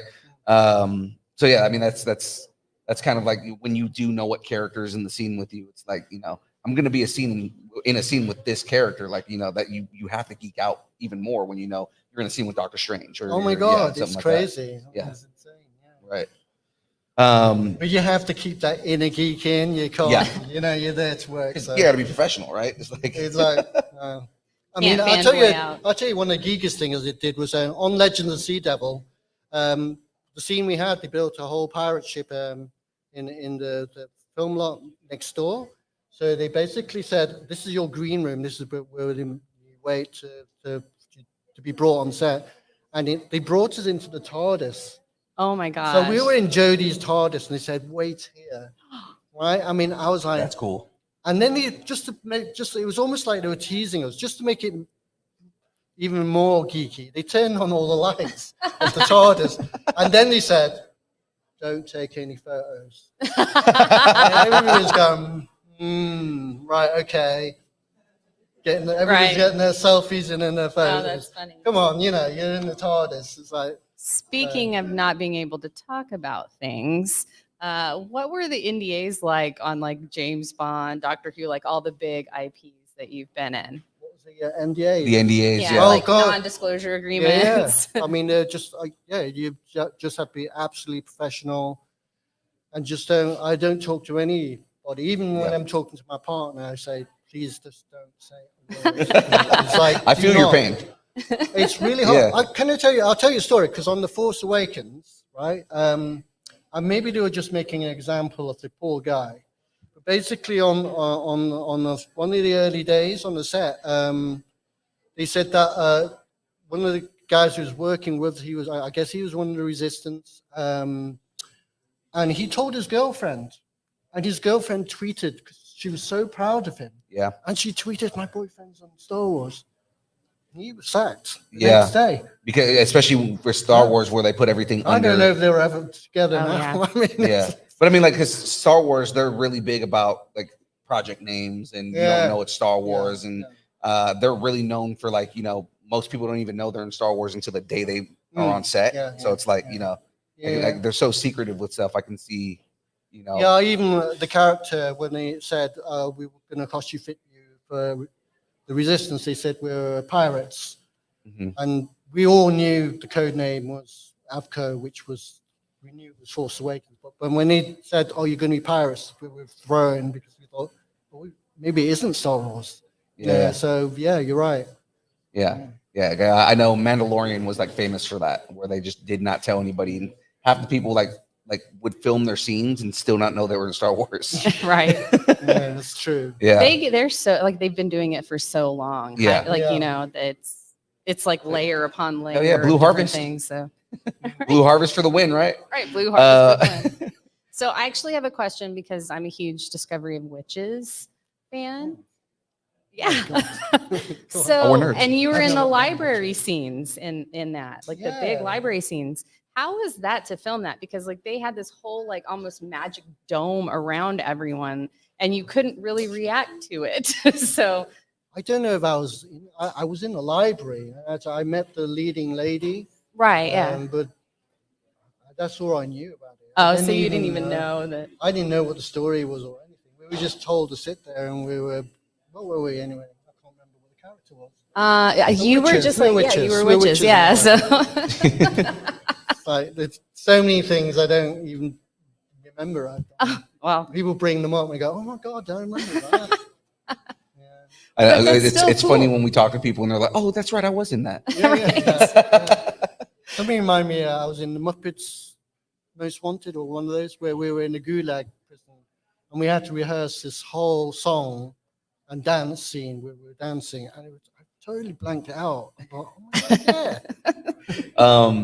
No, yeah, because I'm sure with the amount of work that you do, it's easy to like forget certain things. Same thing, David Chung, mutual friend. Yeah. Same thing with him when we interviewed him. It was the same, like, oh man, I started naming off independent stuff that he did, and he was like, I'm surprised you knew about that. Yeah. Well, I mean, he's been very modest because I worked on quite a few projects. He was on Guardians of the Galaxy. He was in the prison scene. Right. I remember we were just chilling out on one of the third floors. He got told off because he was using his phone, which is a no-no. Right. But yeah, that was before he was training for stunts. And then he was also on Muppets. He was on the Muppets film. He probably doesn't remember that either. Yeah, he's on quite a few that I was on. Yeah. Man, those now, Muppets get around. now he's in Barbie. You know, He's one of the Kens. Yeah. right? He's a I Ken. mean, he's Kenneth. He is He's Kenneth. So between all the films and the shows, everything that you've done, what's one of your fondest memories? Like, what's something that you think back on, like, oh man, that was a fun thing that I did, or just something that just sticks out? I enjoyed working on No Time to Die, just because we got to do more. I mean, we got to work with the stunt team, and we did a bit of rehearsals with it. Because we were told we were going to be killed by gas. We were the Spectre agents. Okay. In that scene. And so we just, we had some great fun rehearsing various ways of dying and falling down safely, obviously, so we didn't injure ourselves. And yeah, we got to work the stunt team with that, and just makes it more interesting, when you got more. I mean, just to illustrate how it can be the other way. On Spectre, I had 4 days where I was just standing in the same position for the whole 4 days, just watching what happened. And, so that's how it can be. Yeah. You could be running around, dodging bullets, or you could be standing there.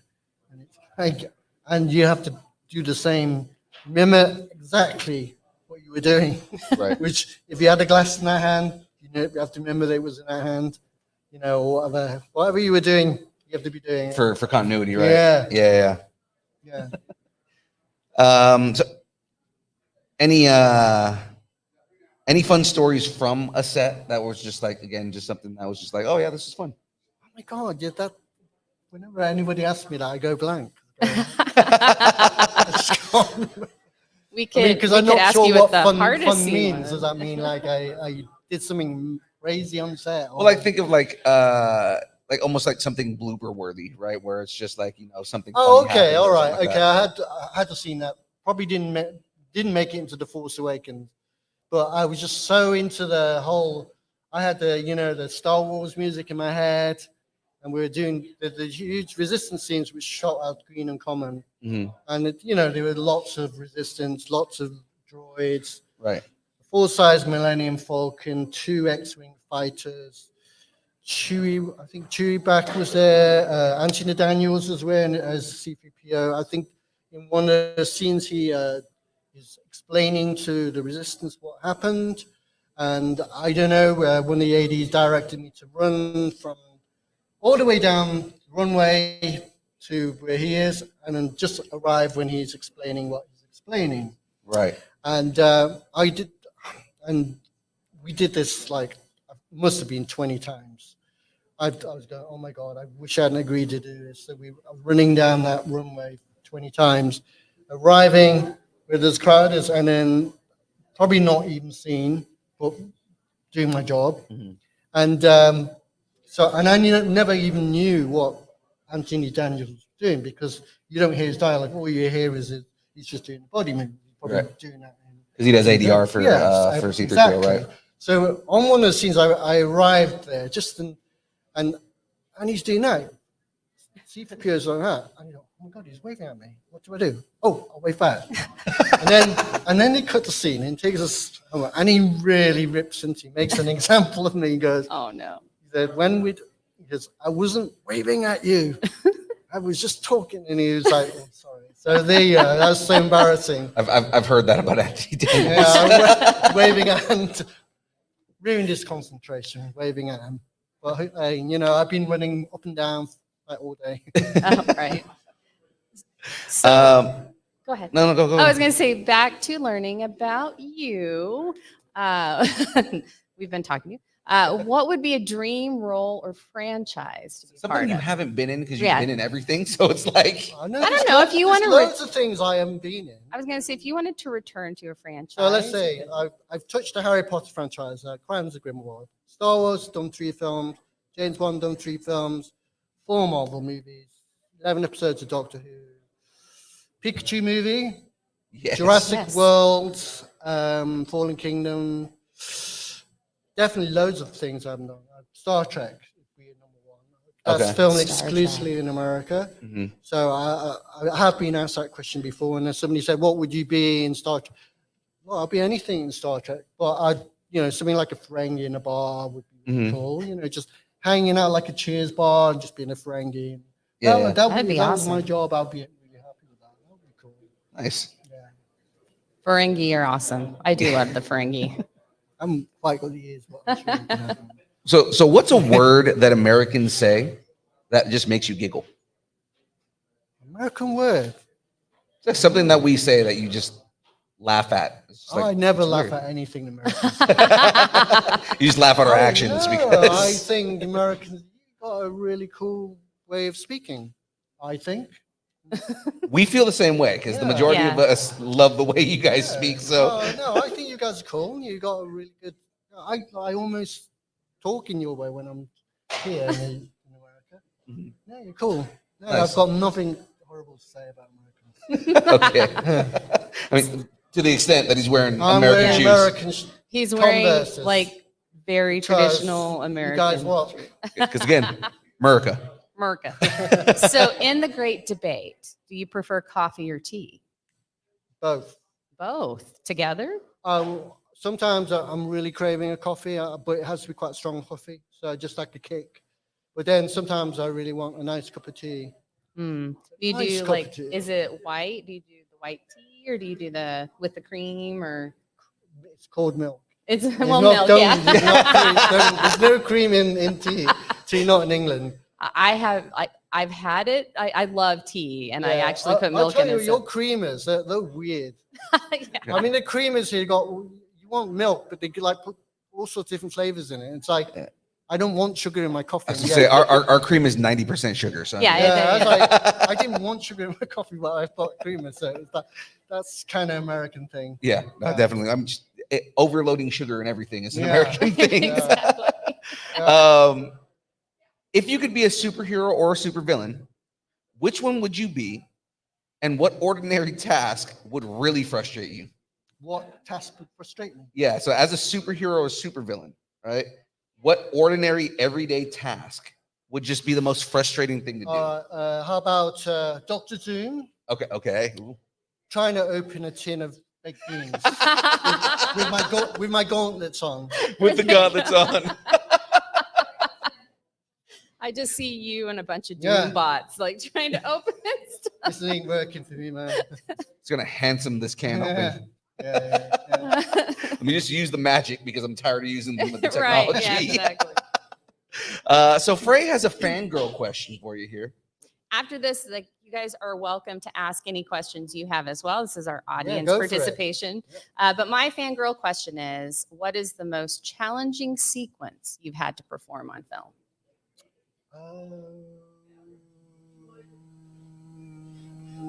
Probably I'd say when I was working on Doctor Strange Multiverse of Madness, the challenge is always the costume. The more uncomfortable the costume, the worse your day is going to be.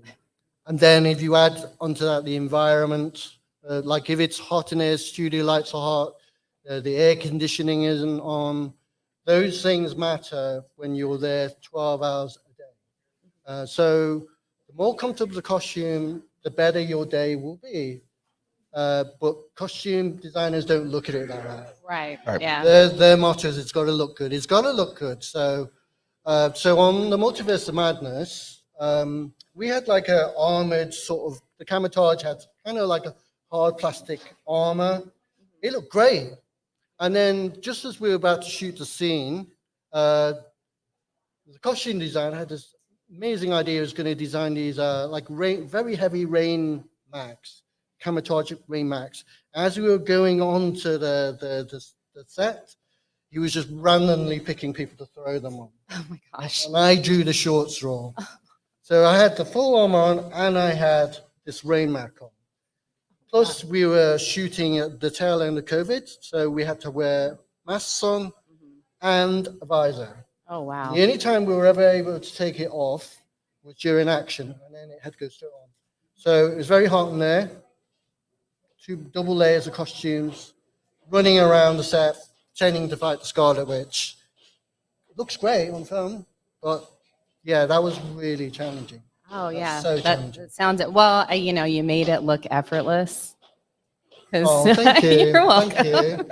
Well, I did my best geeky camouflage Doctor Strange pose. We have some special guests. I think that they would like to. I was gonna to say before we something. bring on the special Yeah. guests, we have a couple wrap up questions, and then Oh, we're gonna bring them sure. on stage, and they're gonna present something for you here. So wrapping up here, I'm gonna ask you the hardest question you've ever been asked in your life. Go on. All right. What is your favorite kind of taco? I don't know. I didn't know there was a different type of taco. Like, what's your favorite kind of filling? What's Oh, I love guacamole and I like refried beans. Okay. Bit of cheese. That's it, isn't it? Is that all? That's all that's in them. And salsa. Is I that mean, how it is here? I don't know. for those of us who are in the Hispanic community, you know, we eat a lot of meat, so it's like, Oh yeah, yeah. mince beef. If you have it. okay, No, I'll have the works. But I must say I'm not experienced in that world of Mexican food, so Yeah. I wouldn't know. Phil, I Yeah, think yeah. he wants you to I'm order him a open to the taco. I hear there's not much in London to begin with, so. Okay. We didn't catch a question from the audience. So if there's any questions from the audience, if anybody in the audience has a question, if you want to go up to the mic right here, Anybody? right behind you, right there.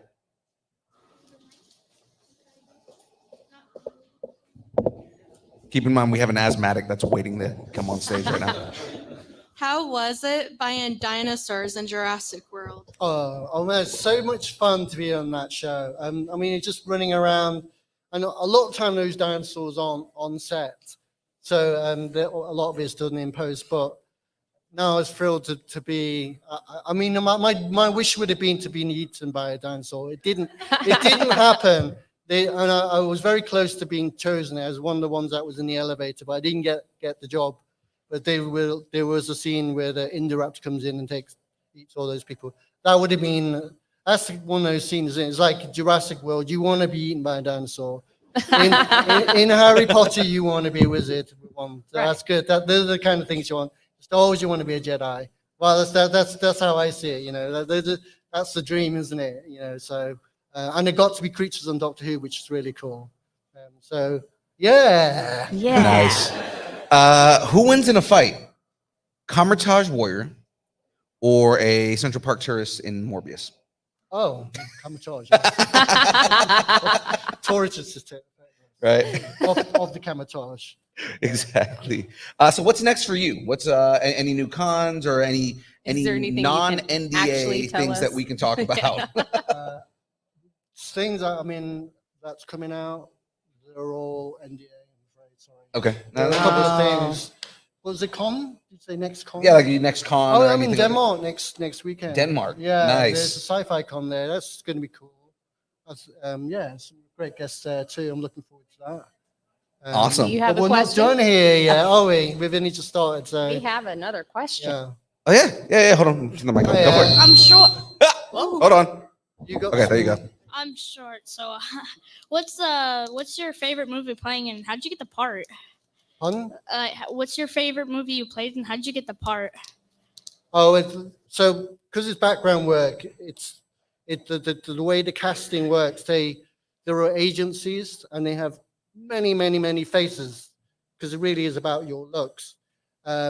So they'll give a wide brief, say this is what we want. We want these guys with this kind of look and blah blah blah, and then they might choose twice as many people. And then they'll send that to production. Production will show that to the director. The director will whittle it down. And then if you're picked, they'll call you in for a fitting. Obviously, the most other important thing is you have to be available to film. And then if you're lucky, you get a part in the film. But it's actually it's not as easy as it looks. There's lots of people who you can't get the work. It's not that easy. All right. So where can everyone find you and follow you? I'm on Instagram, clem.so, Twitter, something, Clems, long something. So, yeah, you can look me up on them, Instagram, Twitter. I'm sure you want to find out more about me, just Google my name. There's plenty of interviews and things about me on the net. So, yeah. Nice. And you're here all weekend for the show? I'm here. We're signing autographs in the autograph fair, wherever that is, the hall. We're there. Don't have to buy anything. You can come and look at the photographs. Come and have more chat with me. Come and have more questions. I'm open to all of that. That's why I'm here for that weekend. So yeah, bring it on. Awesome. So guys, make sure you Thank head you so over much. to his table and check out Clem. Thank you for coming and sitting down with us. Thank you so Thank much. you. Thank you so Before you much. take off here, 501st Legion is here to change your world. Yeah. Yeah, let's get out of their way. What I'm doing, what am I doing? They're gonna present them for you. Should we stand up?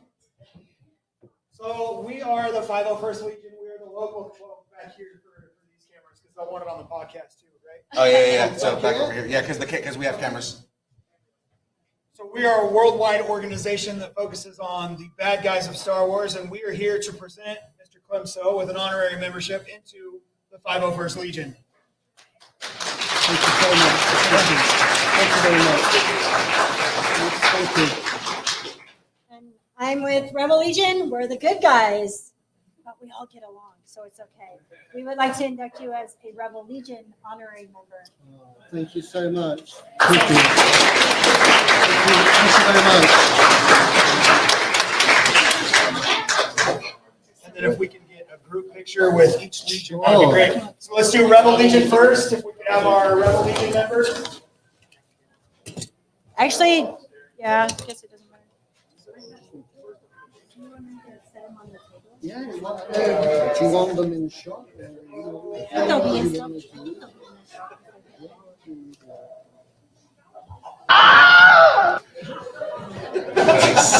Is that you that makes that noise? Okay. I was wondering about that the last time. This whole thing is a soundboard. Right. So Hello there. Move along. Move along. Move along.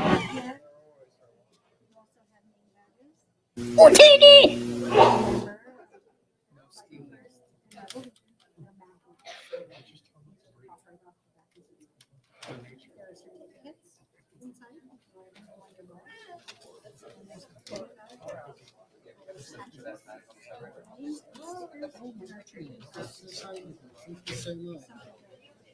Yeah. No. I'll put that here for now since that's the shop. I won't. So, I don't know where it is. Rebels. yeah, that's for posterity. This whole thing's been on the internet. It was a good question.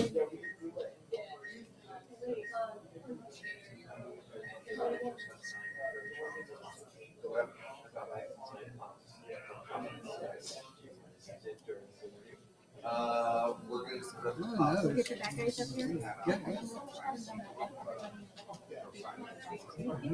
All right. So I'll have you guys go down. Oh, no. Wait, because after that Listen, we have picture, we'll hold it. yeah. One down.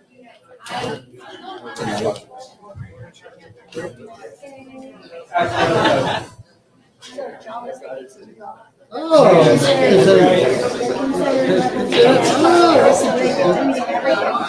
just want to be there. Yeah.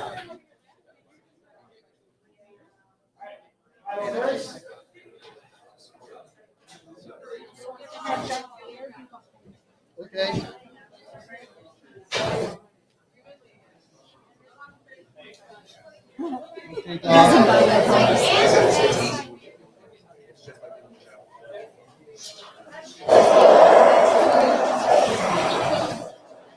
as a tour.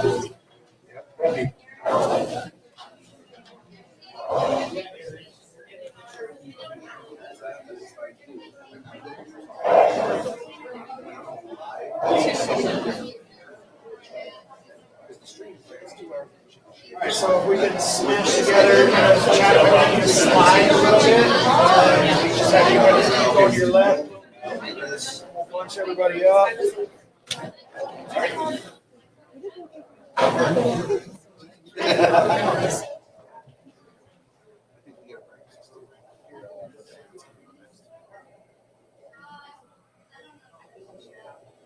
Yeah, there's food trucks.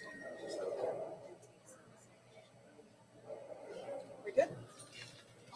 All right, one big group picture. Okay. Apparently, we didn't do that the first time. Slide on in.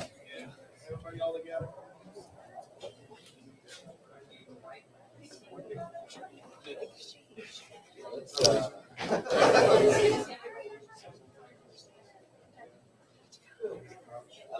Go ahead. Yeah. Well, I mean, you got the table and everything, but yeah, go ahead and slide on in. We can go to that side too. Right.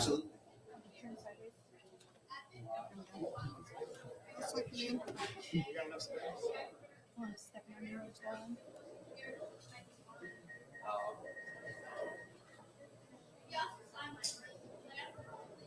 Good? All right. Yay! We all wish we could be in 3 Star Wars movies. You have us all beat. Thank you.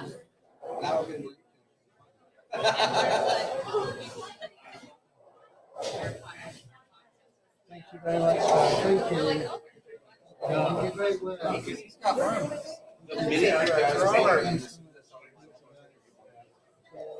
Because 2 years ago, so now we're used to it. And I know that the guests that we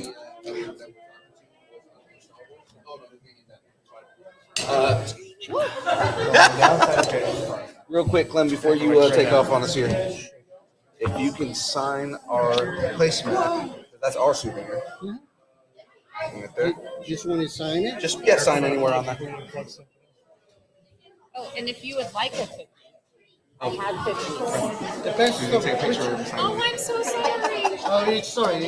Do you, I was gonna we say- can pretend like he's. See, that's background acting. Yeah. Right there. Did just look like an actor. These are the yellow travel biscuits from The Mandalorian. Yeah. Yellow travel biscuit. Yeah, so if you, Rings a bell. so in Mandalorian, I think it was season 2, they're talking about how they like the yellow travel biscuits with the blue travel biscuits and all that. Recipe came out online, so she made the travel biscuits. Oh, wow.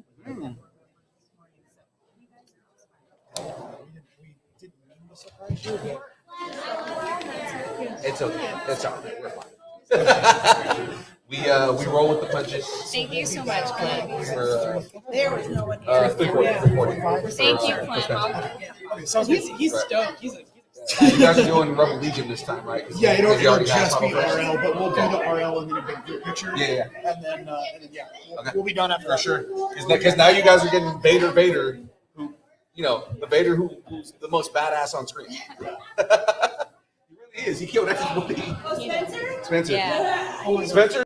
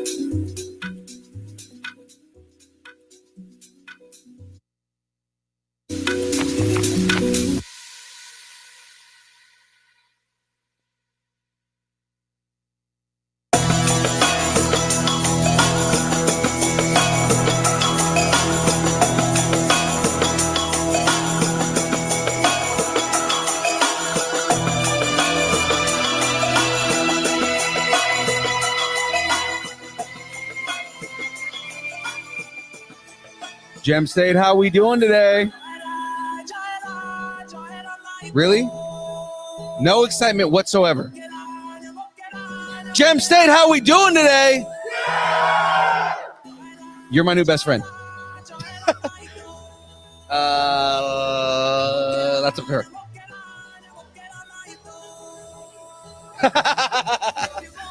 Well, ladies and gentlemen, we are hoping that you guys are having a great time here at the show. Of course, right now, we are setting up for Geeko Pop. Right. They're going to be performing some music for you guys. And, of course, at 2 o'clock, if you guys have it reserved, Sean Astin's going to be in here. And we're going to be having a great time with Sean Astin. So stay tuned, ladies and gentlemen, for some fun.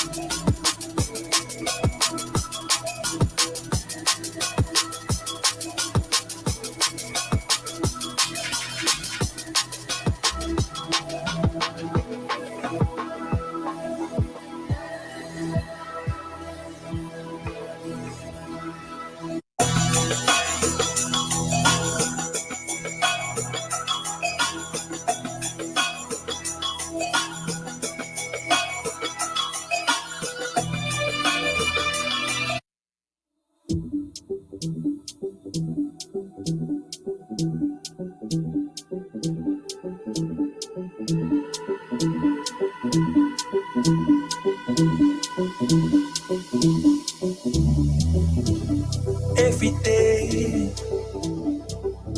and every night, I feel you watching me.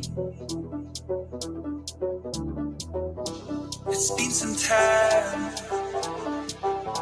since you were mine, but nothing sets me free. Your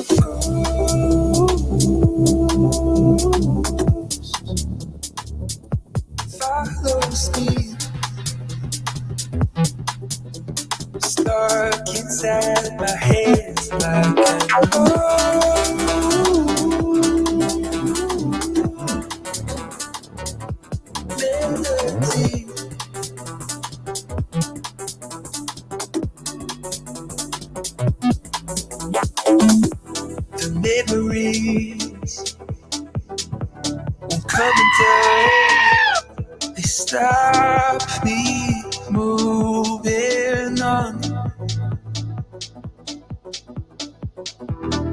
see your face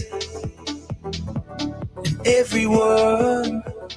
I hope it's what you want.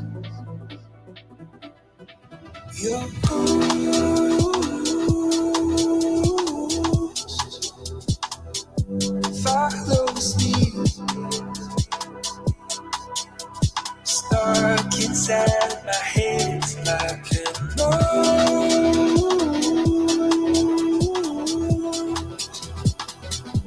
melody.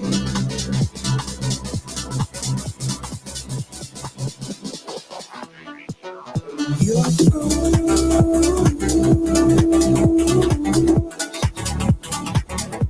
follows me,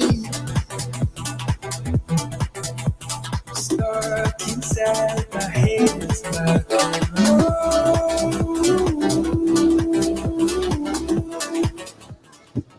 Hello, test 1 2. Hi everybody, how's it going? So hang 10, we just have a couple final things we need to plug in and then we'll be good to go. So everybody get excited for some awesome music. Yeah. So give it just most and we'll be daijobs. Okay. The next bar, let's give her this one. You got it, boss.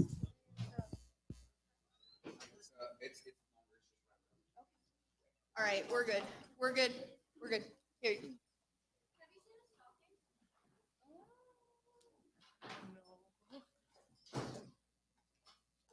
go ahead and give me my check.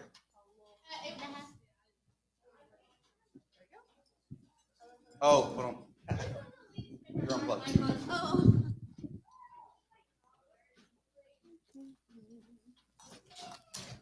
All right. Hello. Okay, it does work. Yay. Okay, we're good. Good there. We're good. Okay. Couple plugs. And we're good. We're good.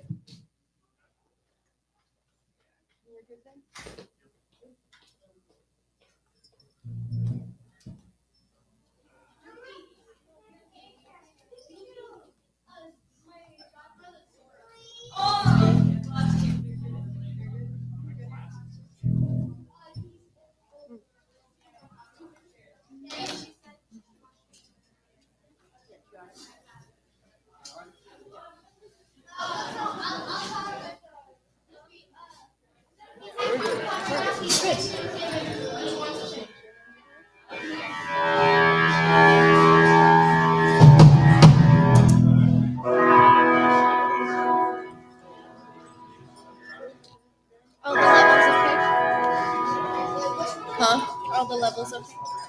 It should be okay. Okay. You shall see. You shall see. You shall see. It is a surprise. 秘密だよね. All right, you ready? All right. 1, 2, 1, 2. Okay, it's Saturday night. I wanna hit the town. Blaze, why don't we hit up the arcade? Jump in the car and press ignite.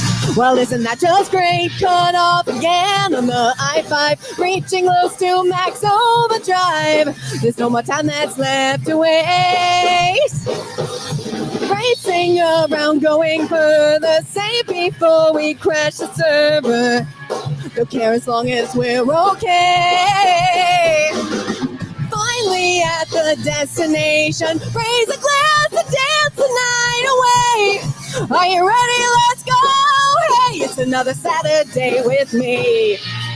All right, Jump State, how you doing tonight? Woo! I can't hear you. How are you doing? Woo! All right, let's do it. 1, 2, 1, 2, 3, 4. 時間がそろそろ限界。ルールなんか関係ない。こんな日に振り切った今すぐ飛び出そう。何もかも許されない。自由にだってなりたい。形なんてことはない。壊したって構わない。いつだって強激しく思いはただ一つ。終わりなんて信じない本当の明日探しだとこまで break down。僕は生んで love music。高鳴るテンション Yeah どこまで飛ばしまくね全然開この風に飛ぶのって光も悲しみも全部のコーラス投げ飛ばせ Alright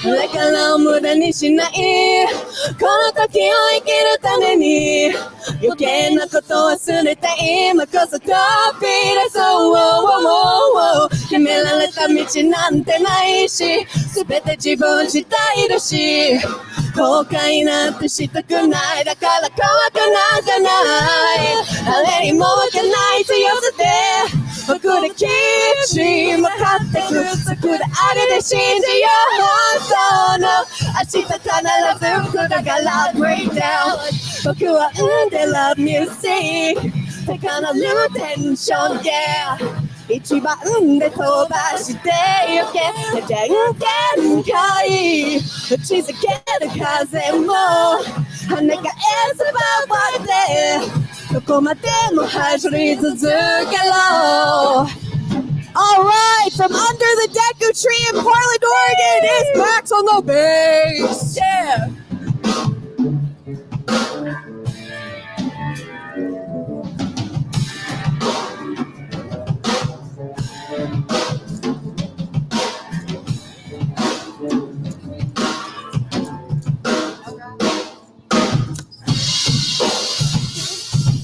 All right. Next up from Coeur d'Alene, Idaho, is Vince on the drums.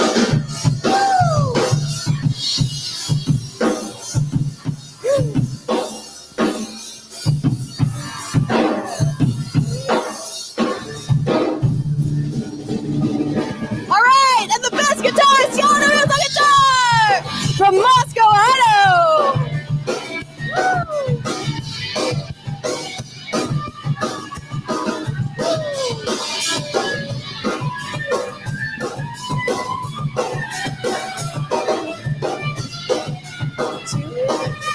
Ready?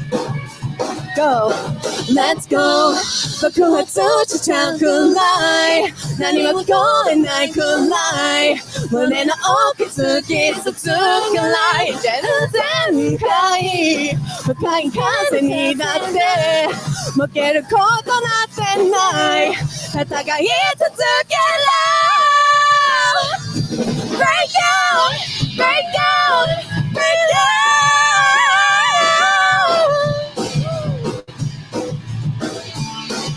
全然開 Yeah 戦い続けろ Alright, and your boy from Kita, Alaska. Yeah, it's me, Egiko. Pop. All right. How's everybody doing today? It's so nice out. All right. So can you guys hear us well? Is it like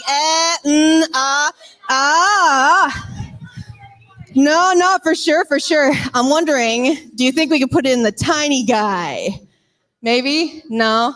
All right, well, don't worry, guys. We will get these technical difficulties sorted. In the meantime, hey, how's it going? It's your boy, Igiko Pop. I am a pop, punk, and opera, video game, and anime vocalist. And together I am with my fabulous twin sister, stylist, voice actress, musician, co-iconic. Hey, and we have a few selections of amazing songs from originals and covers and opera and more. So sit back, relax, and enjoy a song about some guys who aren't so nice. No. Ready? You were a bad addiction. Good thing I went to rehab. There were no witnesses getting over you. We met under Shinjuku light. We were like, at least it seemed to me. but really something it seemed off. You scoff at what you said to me. You're a loser and you'll never get it right. I will destroy you, crush you, hurt you with my might. Honey, you're the one that's really got it wrong. I got one thing to say to you. You were a bad addiction. Good thing I went to rehab. There were no withdrawals getting over you. A knight in shining armor that really was a monster. You tried to hurt me, but you failed so. For days and days I wondered why. Sighed. What have I done so wrong? But then you stabbed me in the back. What an attack! Those words burned in my brain. You think that taking pills will numb away the pain? Really lose what you had really thought you gained. I'm the loser, well just look where I am now. Just say Comic-Con. I got one thing to say to you. You were a bad addiction. Good thing I went to rehab. There were no withdrawals getting over you. A knight in shining armor that really was a monster. You tried to hurt me, but you failed so.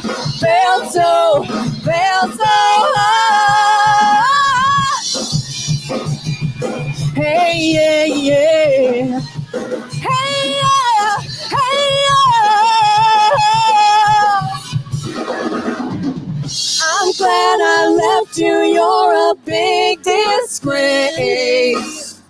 Another nice guy falling out of grace. You got a problem, say it to my face. So go and hit the road. You reap just what you sow. Oh, you were a bad addiction. Good thing I went to rehab. There were no withdrawals getting over you. A knight in shining armor that really was a monster. You tried to hurt me, but you failed so hard.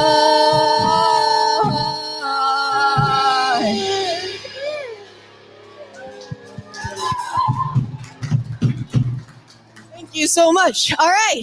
Well, I definitely have something that you guys will be able to hear with this section. So, on top of being a pop punk lady, I also sing opera along with my twin sister. So, we're going to also share with you some hits from the mid 2000s anime scene from a little nightmare anime called Elfen Lied. This is Lilium. But first, hydration. Mm-hmm. This based that king nectar. Right.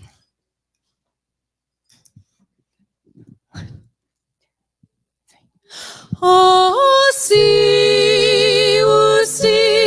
petita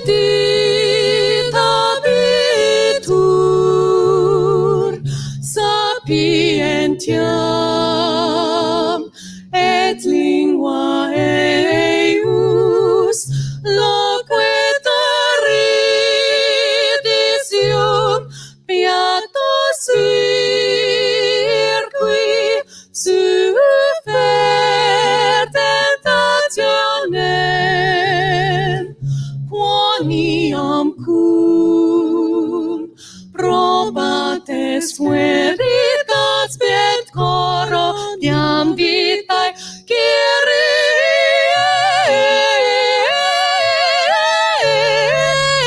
pons bonitatis Kyrie ignis divine eleison.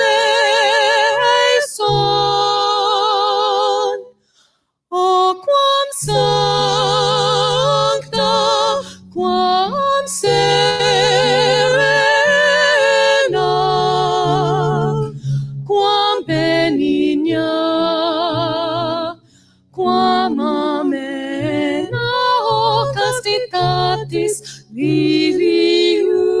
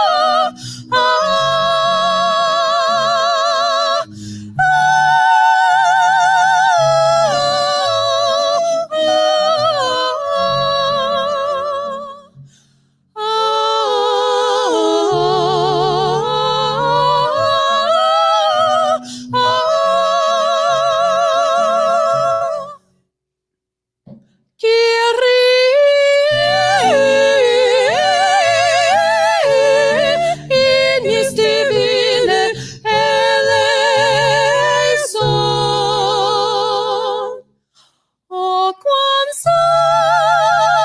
sancta, quam serena,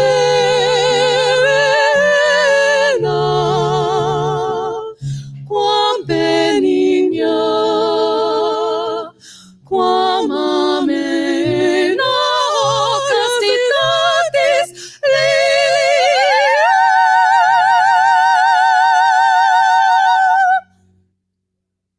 Thank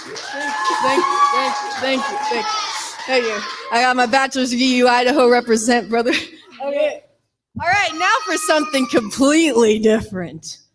So I will say in advance, this is a cat piano, and it works. Unfortunately, I'm going to be way back here so you can see it in all its glory. Now, another thing too. But you know what?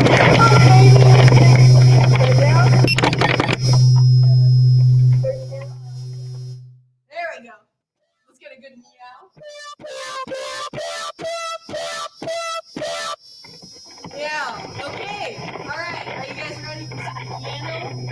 1, 2, 1, 2, ready.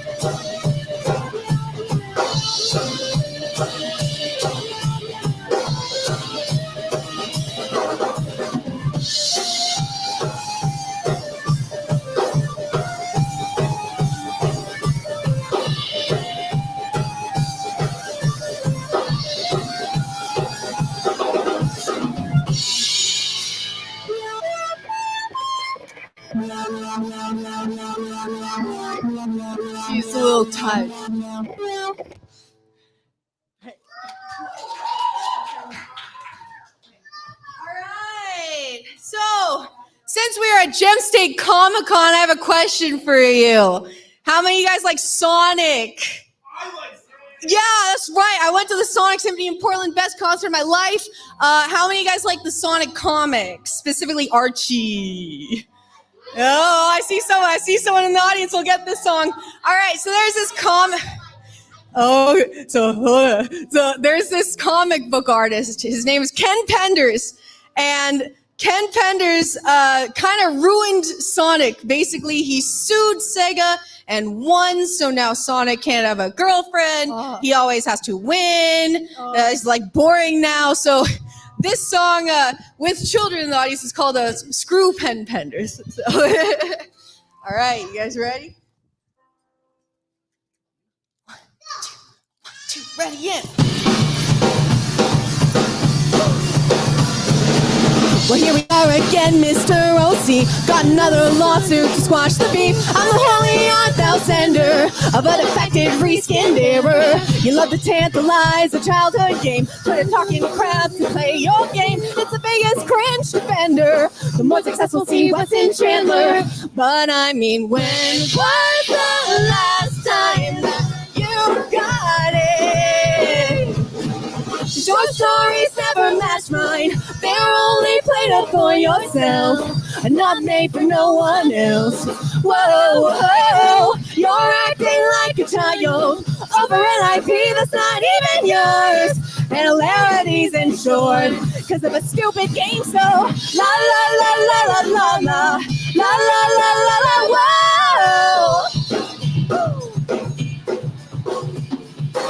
Well, here we are again, boys, look and see. Mr. Penders screaming on TV. Says movie pitch was canceled. Sucked so bad that it couldn't handle. Missing out on millions with Jim Carrey. Fuck another troll hedgehog OC. Don't feel us online, will ya? The public loves the dramatic. I mean, at least Sally gets it. Your stories never match mine. They're only played up for yourself and not made for no one else. Whoa, whoa, you're acting like a child over an IP that's not even yours. And hilarity's in short because of a stupid game. So la la la la la la la la la la la la whoa, whoa, whoa, whoa, whoa. Oh, don't act like you're not amused. It's just a joke and it's under fair use. No matter how much we all dunk on you, you won the lawsuit, man, we lose. Can I still buy that B character? No one likes Ken Penders. Okay, so how are you guys hearing us? Is it really bad? Is it really mid? I know, I can hear it. And it's all the way up, so don't worry, gang. We will get this sorted. No worries. If we have any technical issues, fear not. We have another concert tomorrow. Then we'll have better equipment that will make it sound easier to sing. Thank you. I appreciate it. Now, next up, how many guys like Alan Wake? Alan Wake 2. I heard that won an award. Yeah. So, this song is from the game. It's called Herald of Darkness. Now, there's not enough room on stage to do the dance, but if you know it, go for it. Yeah. That's right. Make a little love. Maybe. Okay. All right.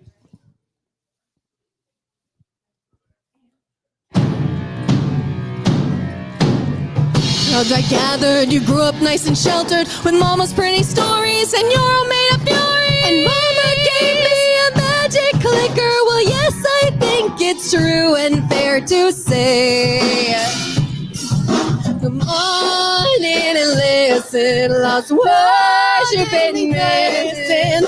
Higher you're bearing, the eye of the darkness, your light. So you were drawn to stories early on. Dreams would light up my imagination, and you had nightmares night and day. Yeah, but with the clicker, I chased those frights away. Who knew? So true. So here is a clue of hope to remember. Visions, they come true. Obey and the light switch to.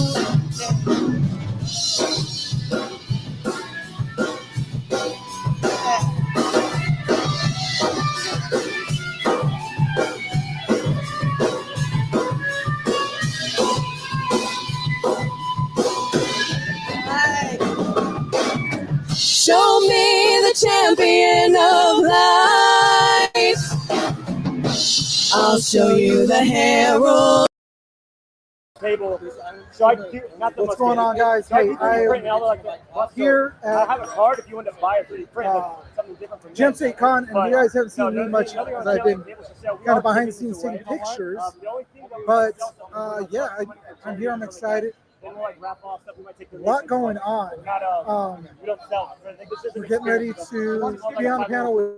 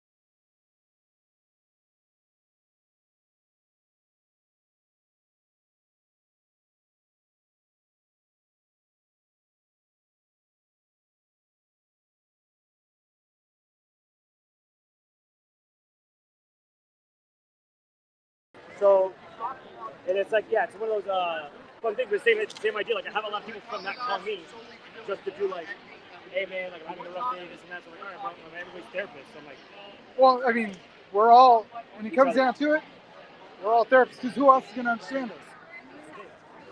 that's why my buddies called me because they're like, dude, you're the only one who like knows what the hell I mean. I've actually gone. The mic's not good. I've done.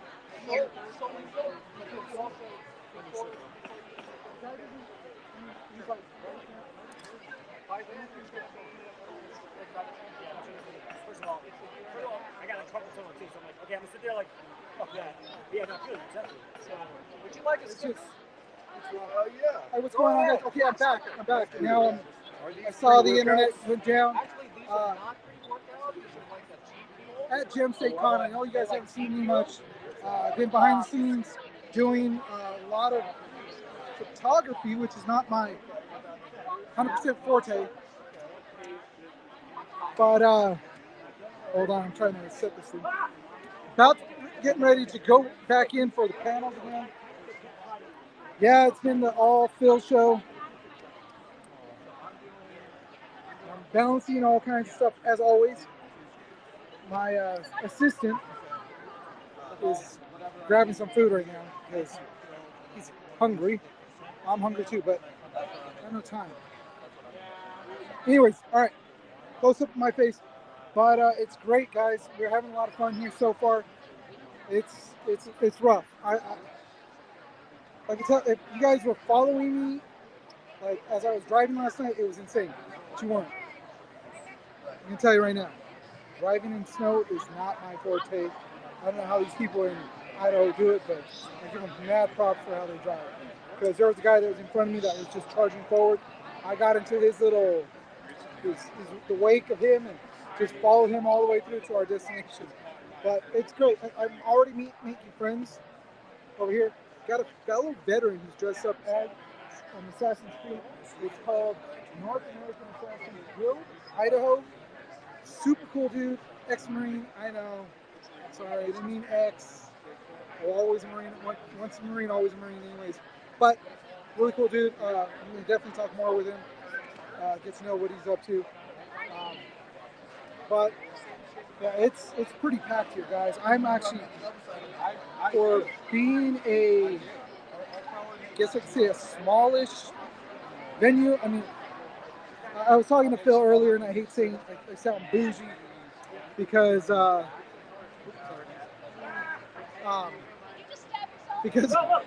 talking about WonderCon, I'm talking about LA Comic Con, but you know what? These guys are really great. A lot of cosplayers. Just I don't know how they're doing it, especially some of these are in shorts. It's cold. Real cold. I'm just walking between this building to where we're doing the panels, and I'm like freezing. But I went outside to go look for food, and I'm seeing all the cosplayers out there. They're not even cold. They're just out there. But really excited about this, guys. So we are going to, and I got Tyler here. Let's turn this around. What's going on, Tyler? What's going on? How you doing? I'm doing fantastic. I'm loving Boise, man. I'm loving Boise. I don't know if you heard this hint of sarcasm, but it's there. Oh, no sarcasm whatsoever. Absolutely a blast. Bigger show than last year.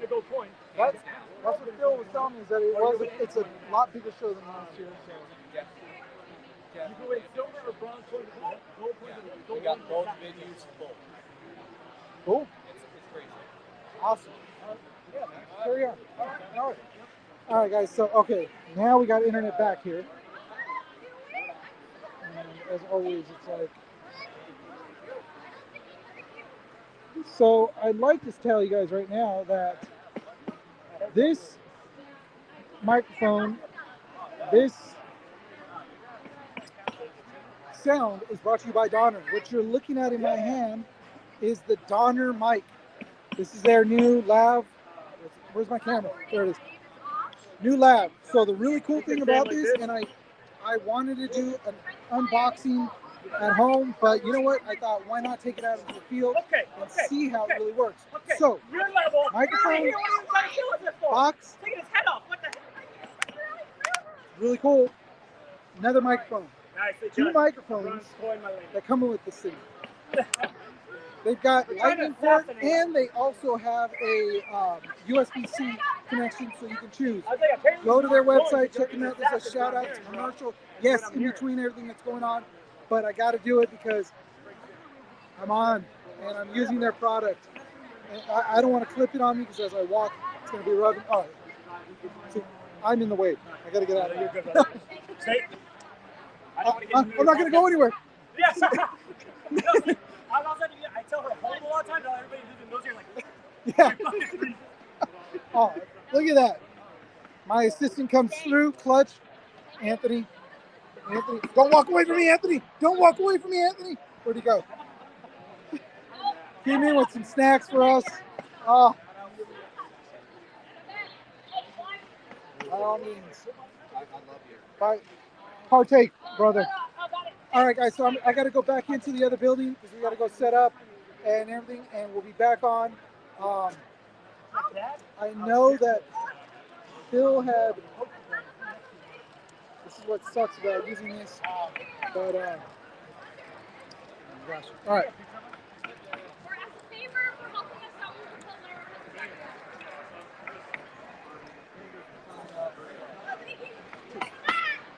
Homeboy's doing leather work right here. Over my shoulder, you see the guy? There he is. He's doing some leather work right there. Dude, as he's here, tripping out. All right.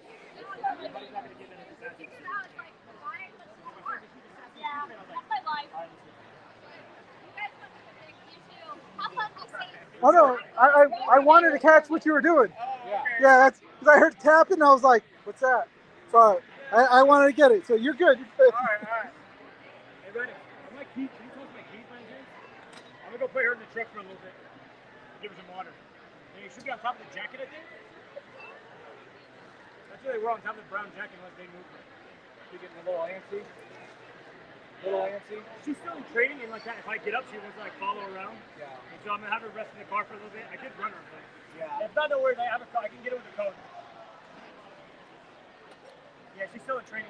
She's still young, so she's a college, so she needs to run. And I didn't run her for an hour this morning. Yeah. So tomorrow morning I'll be able to get up and run her for an hour. If not, dude, I know the code. It's not. Okay. I appreciate it. All right. You guys are looking at my face. You like a sticker? Go for it. Jack, I got a pretty good proposition for you. See on Facebook, Instagram, and YouTube. Okay. If you follow us on Facebook, we're just starting podcast. You can take 3 stickers. Okay. Yeah.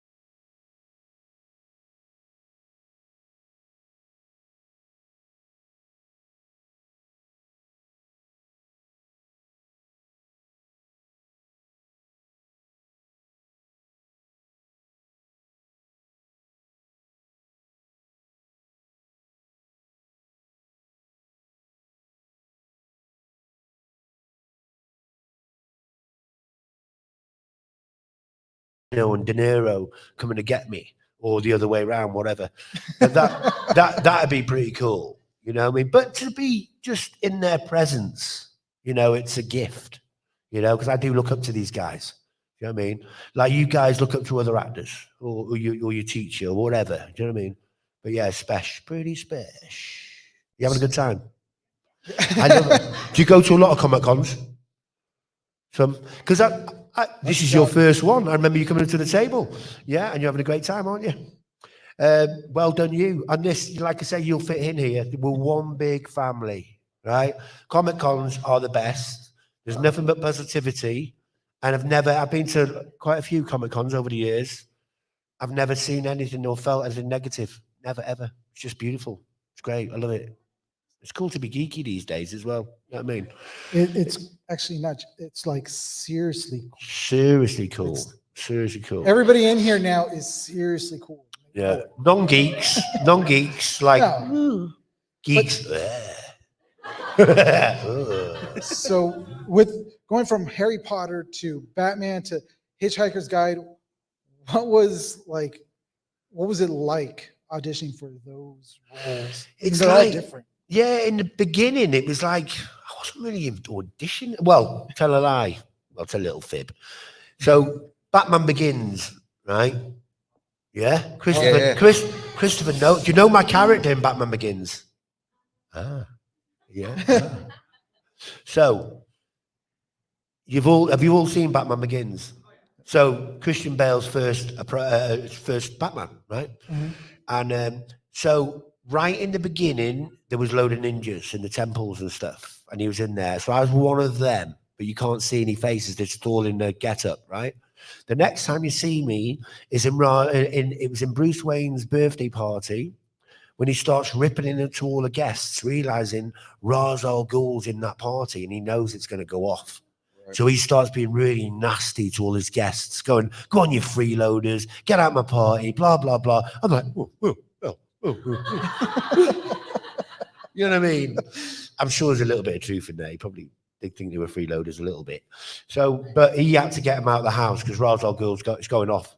Liam Neeson's there, who's Ra's al Ghul, and it's just like it's going. So then they feature in one of his Liam Neeson's boys. He's just me for a second. And it's so funny because I was working on Aragon in Budapest. I'm Razak 1. I'm the one that fights Jeremy Irons in the woods. So this is like, 3 or 4 films in. So I'm very, very green. I'm very, very excited kid on set. Although I'm in an old man's body, I'm very young in the head at the time. You know what I mean? I've lived a few lives, but there you go. So I've got a friend in the cinema back home in Rhyl, right? I'm in Budapest, and I said, so everybody's watching Batman Begins now. Everybody, because I'm one of the town's kids back home. I'm Big Spen. They followed me. They're on this ride with me. They got me in the films because of their love and the support and the papers. I'm very much with the people, right? I'm one of the people's guys. So when the filming, when the fighting started to slow down a bit, and I got into the films, now everybody's a movie star in the town with me. You know what I mean? They're with me. You know what I mean? I'm not closing any doors and turning my back and running off. I'm not one of them. No matter where I am, I'm very supportive of Rhyl and North Wales and my families. So I've got somebody on the phone now, right?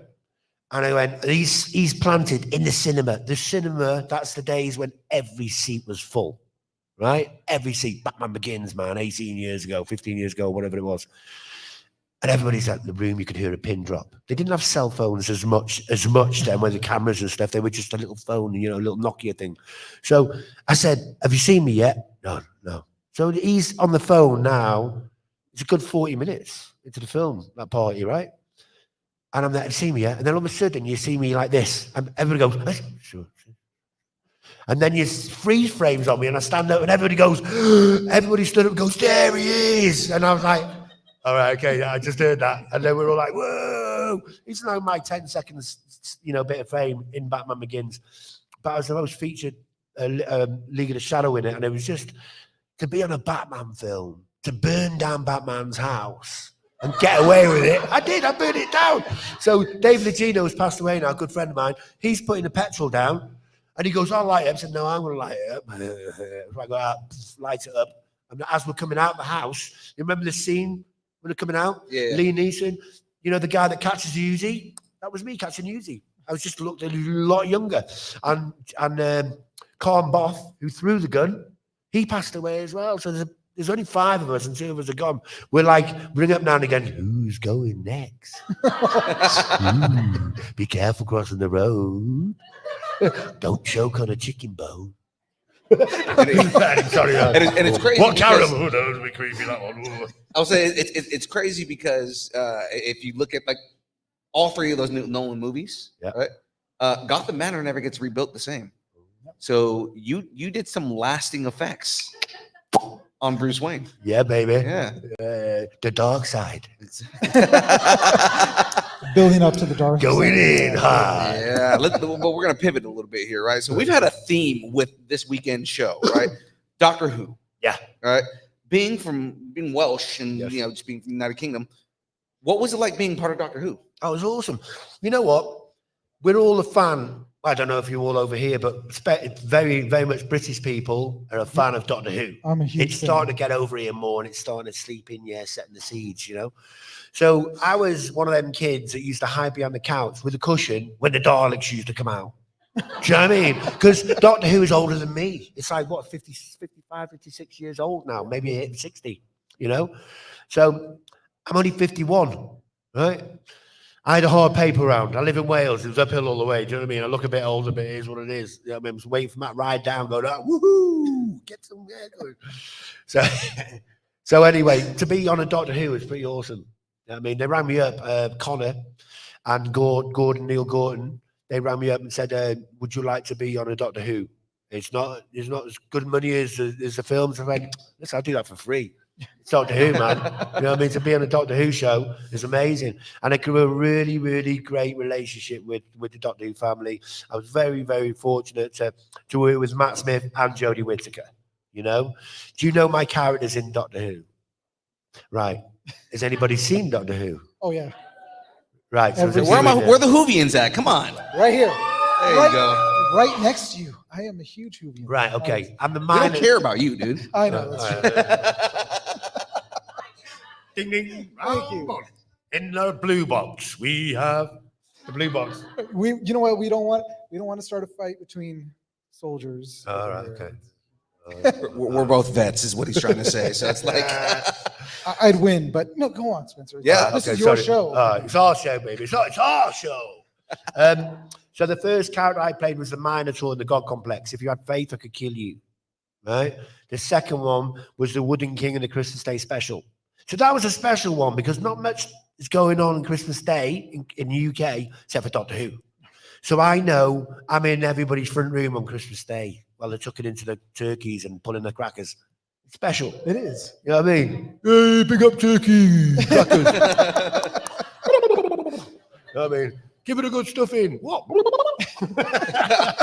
You know, stuffing the turkey. You know, when you put your giblets in. Yeah. Don't want to dig it all there. So yeah, and then I played Skeldek in the Submarine. Do you know that one? The Cold War. The Ice Warrior hadn't been on the show for over 40 years. So it was I forget the actor now. Maybe one of you guys could tell me the actor's name. The guy in the Carry On films in the UK. So what was his name now? I forget. It's gone out of my head. Oh. Huh? Oh. The what? The phone's died. Good thing we got 2 others. There's a disturbance in the force. Oh, the camera died. I was just like, what died? I'm so confused right now. Well, it's doing all right though. It's had 2 Q&As. It's doing all right. Yeah, we still got 2 cameras. There you go. Wait. So, and the very, very last character I played for Doctor Who, for Jodie Whittaker, right, was the Dregs. Did anybody see that? Orphan 56, whatever it is. So I played a couple of the Dregs, and there was 2 Dregs in the UK. I trained them up, and I trained the ones in Spain. And it's a real treat to get on a plane with Doctor Who, because it's not really a big budget show. So to get on a plane to a different country is like, wow, we're going on a location abroad. You know what I mean? So it was brilliant. And when they filmed it, it was right at the top, like the top of Tenerife. And it was like you were on planet Mars, you know? It's volcanic rock. And, you know, it really helped you get into the character as well, or you become the scene as such. That's pretty cool. Yeah. And I got to choke out Jodie Whittaker. You know what I mean? Whee! Right. Got to choke her out. I said, "You all right?" She goes, "God," I went, "All right then." You know what I mean? But the dregs, they weren't very nice. You know what I mean? I was just trying to choke her out because I was going to eat it for supper. I ate Betty. Who killed Betty? I killed Betty. Yeah. So yeah, that's my bit on the Doctor Who. Nice. Don't you So, think he looks like Dave Prowse? Look at Dave Prowse, hasn't he? oh, You really? he you kind got, of does actually. You got a young look of Dave Prowse. You have. So yes. There you go. Well, come to the dark side. We're gonna get you there. rebel scum.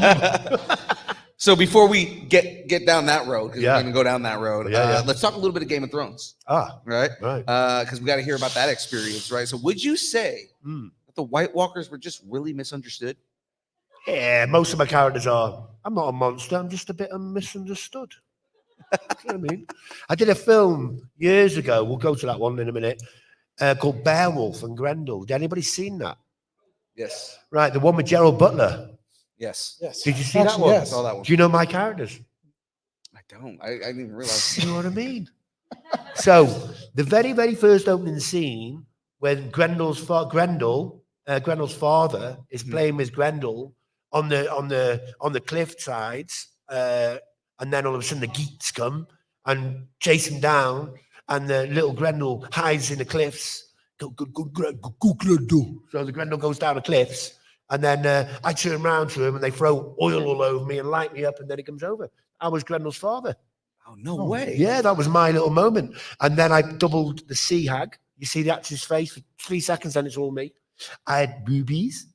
How can you say it and get away with it? And I had long silver hair. She was beautiful. She was the sea hag, right? And then I played a woman a couple of times, actually. Do you know what I mean? So it's a different, when you call on a woman's presence when you're a man, it's a beautiful feeling.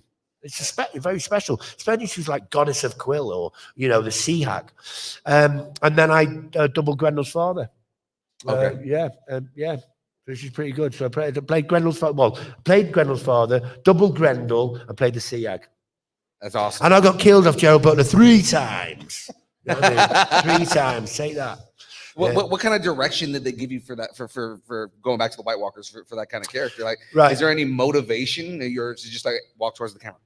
Yeah, well, back then it was the very, very first episode on the very first series. Mm-hmm. I was the White Walker. Ian White Walker, you know Ian White? Ian White Walker's White Walker 1. They were the cast name. I was White Walker 2. No doubling, but that was our characters' names, right? 1 and 2. And I was doing scenes that Ian might have done as well, cutting heads off, throwing heads, running around, chopping people in half, showing off. There was a scene where my character, I don't know why, but my character showed off a little bit, right? And have you anybody seen the Game of Thrones small show? Yeah. Right, okay. A couple episodes. Right, it's the very first episode. And you know when they're running through the forest, Yes. and they're chasing the horses down? Yeah. They've got a real big track, 3 times as long as this room, where the camera comes on sideways, right? So I'm like this. So I'm coming here now, and there's a ditch from here to here, right? Just checking it's all right. Before I really kill myself. So I'm thinking, right, so there's 4 White Walkers, right? There's 3 of them with the swords running through the ice swords, running through that, right? I thought, no, I'm going to turn around that and make it cool.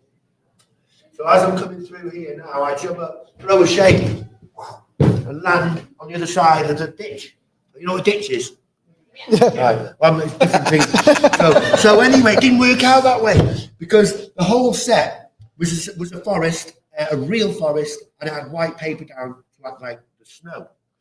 We had like very hard socks on or soft pumps. The woods weren't dressed properly. Yeah, they look great on the top, but you stand on the twigs there and like, oh, you know know what I mean? So I jump over this. I just throw the shake on, yeah, that's so cool. And land on a twig, fall back down in the ditch, come up with a frog on my head. And I'll go, I literally, that'll teach you for showing off. That was my showing off lesson. Oh my God. There you go. That is hilarious. Yeah, it's crazy. So let's get into what everybody here is probably excited to talk about. Let's talk a little bit of Rogue One. Yeah. Let's talk about. So you got to play the most iconic character in the most memorable scene in that movie. I know the scene you're making, but a lot of people know this. Two of us played a part. I'm top billing, doesn't matter. The two of us played a part. So Daniel LaPruce does the end scene in the corridor scene. I do the other scenes and the promotional work. That's it. But there's one presence and spirit of Darth Vader. He uses his actor. Yeah, we're the transport unit for him when he comes back, like most characters. Okay. Yeah. But yeah, I mean, like, tell us about that role. And you told me a story earlier about kind of like the feeling and the essence of becoming Vader, right? So like being in the suit, having the lines that you had, like just tell us all things Vader. So they gave us additional dialogue, right? So obviously the God, Mr. James Earl Jones, is the voice and always will be the voice. They would have got him to read the yellow pages or telephone book for sure. But they gave me additional dialogue. So I did my additional dialogue, and then Mr. James Earl Jones will put the voice in later on. Yeah. Like when I played Kilowog in the Green Lantern, same. I play that character, but then Duncan's the voice. So they put it in later on, which is great, which is pretty cool. But people said, what was it like to wear the suit? When you're in the suit, you don't even realize you're in the suit. It's you're that into the character, the real presence of spirit takes over you. That's on the outside. It's like a spaceship. You're inside a spaceship, right? It's your breathing equipment anyway, but you're looking for your eye. You're that focused. You're just not feeling that suit at all. Well, I didn't anyway. I don't know how Dan felt, but that's what my feeling was. And when the character takes over, you know when he's on set, people generally are scared. It's not a tall guy in a suit. Otherwise, anybody can play Vader. You know, once you get into that character and that spirit of presence takes over you, things change. It gets a bit creepy. So be warned. Yeah. And that's awesome, man. It's just this. There's just something surreal and awesome about just being in the presence of a Vader. Yeah, exactly. Like he's in the room now. Look. Exactly. He's here. The real question is, Vader over there, do you think you could kick Vader's ass? Okay. Remember, he used to fight. He was a kickboxer. He may kick that helmet right off your face. And everyone can see the white crusty under that. Look at the wrong going on. He's like, I'm just going to choke you. He could choke you too. That's funny. What happens when two Vaders get in a fight and they try to choke each other? Does it cancel each other out? You know what? If another Vader, because there's only one Vader, so I don't know what would happen. That'd be really strange. I think Vader would be controlling them both, having a laugh. If the two Vaders fight in a force, then Vader's playing with them two guys. You know what I mean? I don't think they could be running at the same time. I don't think that'd happen, but who knows? How's it going, kids? You're like, woohoo! So, before we start kind of like wrapping things up, I've got another question on here, and it's because I wanted to bring this up. Yeah. We know you raise awareness for kids with dyslexia. Yes, I do. Can you tell us about that and your connection to that? I'm still waiting on a dyslexia group to get in touch with me because I think it's pretty cool that Darth Vader's dyslexic. Right? There's a lot of kids out there, but we hide behind the person at the back of the class. Well, I was. I was a class clown at the same time because I had to find my way of getting attention some other ways because they didn't understand about dyslexia back in the day, and they may do now, but I'm sure the dyslexic kid will still get pushed back. A kid with dyslexia has got special power, right? Now they're starting to get onto it. And my special powers, I could really be good at beating people up. I was a professional kickboxer. No, I was never a bully, but I used to be a protector. I'm the painting anti-bullying back home in Wales. I train all the kids that are getting bullied and turn it around for them. Yeah, let's get the scary feelings away and let's get the sunshine back in your lives. Do you know what I mean? And I'm one of them, and I love to get hold of them kids that do that and come to me and be confident and come to me because I'll find them. I'll find them kids, and it's you know, we got to get it. It is what it is. You know, it is what it is. You know, a lot of geeky kids got picked on back in the day. You know what I mean? And it's not nice because bullies ain't nice people, man. They're a dark side of the force. But normally it's like they're getting bullied as well. It's like I used to say to the kids, 10 bullied kids get together, grab hold of that bully, sit him down in a chair and say, listen, what's the matter? What's the matter? There's something going on. And I guarantee that kid will turn around and go, well, you know, it's my parents or this, that, and the other, or something like that. You need help as well, man. Just keep the love going, because he is a human being and he started off as a good kid, but something's happened in the force where he's turned into a bully. So that kid needs help as well. It's a shame, really, because I've knocked out loads of bullies, but it is what it is. My job to do that. But back in the day, yeah. But everybody needs the help. Sorry for going on a deep one there, but it is what it is. All right, man. That's man. Again, very, very awesome of you. So we are going to get into some wrap-up questions, and then we have a presentation from Rebel Legion over here. Nice. Special. Got to ask you this. Yes. And this is the hardest question you're ever going to be asked in your life. Ooh. What is your favorite kind of taco? Ooh. Is it the one with the I love chicken fajitas.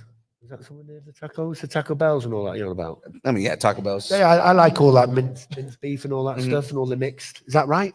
Yeah, Right? Yeah. Our food's a little bit different from back home. I mean, what's your favorite food? My favorite tacos. Is it?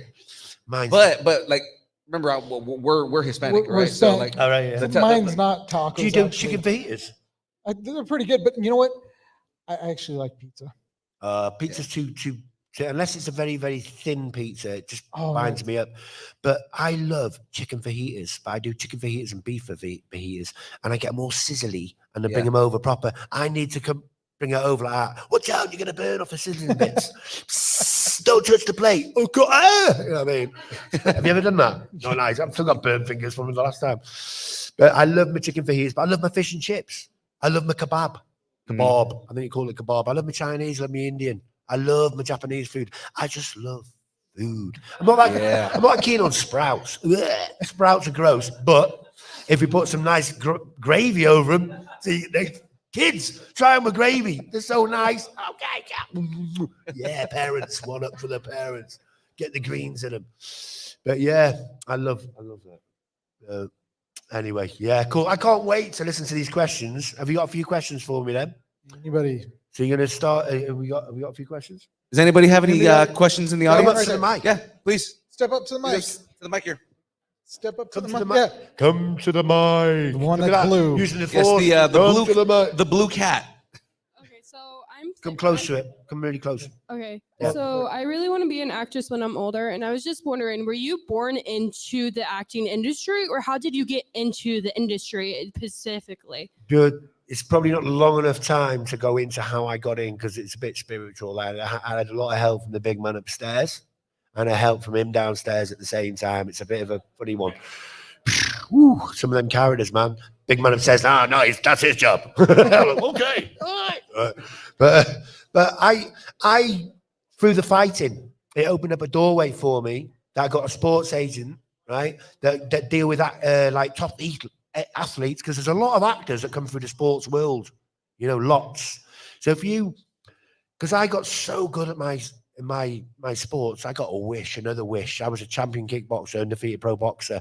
I had 18, 19 fights, 18 wins, titles, fought the best in the world. But then I got into the film industry. I got 2 dreams in this life. That's very, very hard to catch one. So if you work hard enough at anything, you'll get rewarded at the end of it. Honestly, it's a true thing, but you got to put the work in. Really got to put the work in.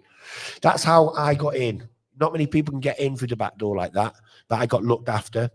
Other things were looking after me, and I was all, you know. I believe I've done that many films, so I can go around and talk to you guys all over the planet. I've got lots of stories, and I can talk to the kids. I go around the schools and talk to the kids. I'm about the kids. You know what I mean, I love that. How old are you? Ah, you stick at it, I didn't get into the films until I was 32 years old. What's good for you? You've got everything at your doorstep now. You've got YouTube, but be careful. There's some strange ones out there as well. So be careful what you do and who you speak to. Do not trust anybody. Trust professional people in the industry if you can, right? So what you need to do, what are you doing to get into yourself into the acting? What are you doing?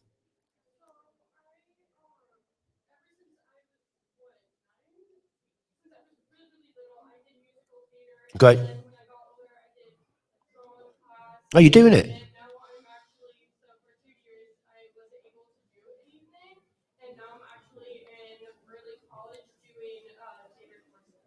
You know what got me in beating people up in the ring, in the boxing ring? You're on the right path. You're doing it. Just never, ever, ever give up. If you want to be an actor, which you are, you're on the path anyway. You're doing all this. You're doing it, right? Well done, you, because it's a hard world. Be thick-skinned, right? Or is that your dad at the side here? Is that dad? Dad? Dad will look after you, right? He'll guide you. Yeah, he will do. He'll look after you. Fathers do that, right? So just stick at it. Keep on doing it. And try and get yourself an agent and keep on going for these auditions. But when you go for an audition and you don't get it, don't turn it into a negative, because a negative comes back on you. You've just got to go into a casting room where a million actors would love to just get the opportunity to go to the casting room, and you're getting the opportunity to do what you do, your passion, what you love. If you get the job, great. If you don't get your job, it's all good, because you've gone into their memory box, which is it's a win-win.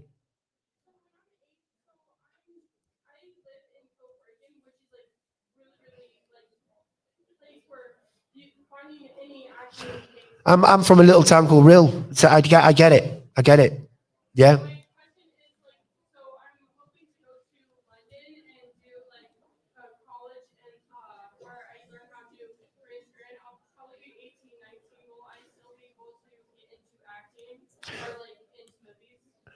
I was 32 years old when I got into the films. You're a baby. You're a baby, and you're learning properly off the greats. So don't be downhearted, even if you don't get any work for 2-3 years. Just keep on doing it, because you're passion. You're loving it. You're loving it. You're doing something you love. Just sometimes you need to get a little job to fuel it, because you can't live off the parents, right? You've got to have life skills. It is what it is. You've got to go and get yourself a little job doing this, doing that. You know what I mean? A good job. And that will feed your audition fuel, plane ride, this, that, and the other. But you can still live in your little town. You don't have to move to London. You don't have to do this. Don't feel like you've got to do that to go there, because you don't have to. Because you can do everything from home, right? There's a thing called a cell tape, and if they want you, they'll bring you there. Yeah, I mean, if that character has your name over you, it'll be your character, and they will bring you in for it. I know. All right, no worries, buddy. Well done. All right. So, one last question before we finish it up here. Yep. All right. Who wins in a fight? There we go. Right. Who's got to come down to violence? It does. It does specifically. What are you talking about? Who wins in a fight? The dude who basically stole Peter Quill's Peter Quill's headphones in Guardians of the Galaxy. Yeah. Or Vader from Rogue One. Ooh, that's a tricky one. Well, you know, Vader's going to be put the force on him, but you got the mean guard. He's listening to music for the first time, so he's got some moves on him. Right. So he'd be like, woohoo, duck out of that force, duck out of that one, duck out of that one. He'll probably go there and just dance on Vader's. It's a dance fight. It's a dance off. Yeah. I think it's going to be a dance off. It's down to the people who did. And as Vader over here knows, Vader's got moves. He's got some moves, man. Moves like Jagger. He's got the moves like Jagger. Yeah. Cool. Any more questions? Any more questions? Is that mic on? Yeah. You look incredible, by the way. And I was just saying this before. He's got to look at Mr. Prowse. Have a turn around and show your face to the people. I think he's got to look at him. So I was wondering, what's it like going and getting fitted for a costume, especially like Vader? What you go through? Well, every costume will have a different fit, different sitting. You know, I might have to go up to, if it's a monster of some sort. Let's say Doctor Who. I had several fittings for that job, but then you'll have a live cast as well, so they'll have a replica of you because there'll be people working 24/7. You know, there'll be the night shift, the graveyard shift, and then the day shift. So they'll be working on you when they can't bring you in, because to bring you in every day is going to cost the production a lot of money, right? So with the production with a lower budget, they'll work on it. The girls and the boys in wardrobe will work on that suit while you're not there. But if somebody's not working, or they need to get you in a suit to move and see we see what it's going to do. You know what I mean? Because sometimes the actor's got to go in there saying, right, I can't do this. We don't want to find out that on the day of filming, because time is money. You know what I mean? If you've got an actor crying like a baby running back to his trailer, saying, I can't move my left arm. What's this sticking in my head? You know what I mean? So it's just one of them. Yeah. So if I'm on, like Vader, it was literally the last audition, right? The suit was there. I had several self-tapes, and they brought me into Paramount Studios on the last day, snuck me in, took me into the Reds, opened up this room, and there was a little tent inside it with, that's a moment when you're looking, you've been auditioning for the past 5 weeks to play this character, and then all of a sudden they draw the tent back, and then there's the helmet, the boots, the really big codpiece, the shoes. Right, and then they didn't put the lightsaber on me there. They put that on the first day of filming. That's a special one.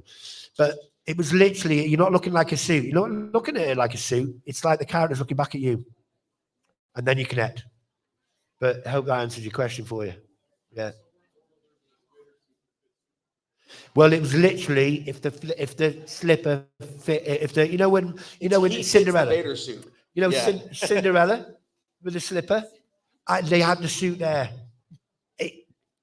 Them boots went straight on as soon as I cut my toes off. You know what I mean? No, but it went straight on. Everything fitted. It was like to be, and I think that's a special thing. And it was like literally because Mr. Prowse played Darth Vader, and me and Mr. Prowse had done 3 of the same characters: Frankenstein, the Minotaur for Doctor Who, and Star Wars.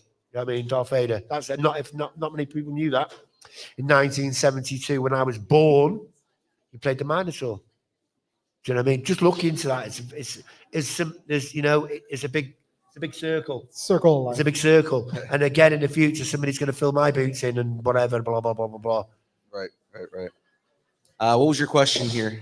So my question is, as someone who's read many scripts, what would you say makes a Can good you come a little bit script? closer? Sorry, I'm getting a bit Yeah. old. As somebody who's read many scripts, what would you say personally makes a really good script?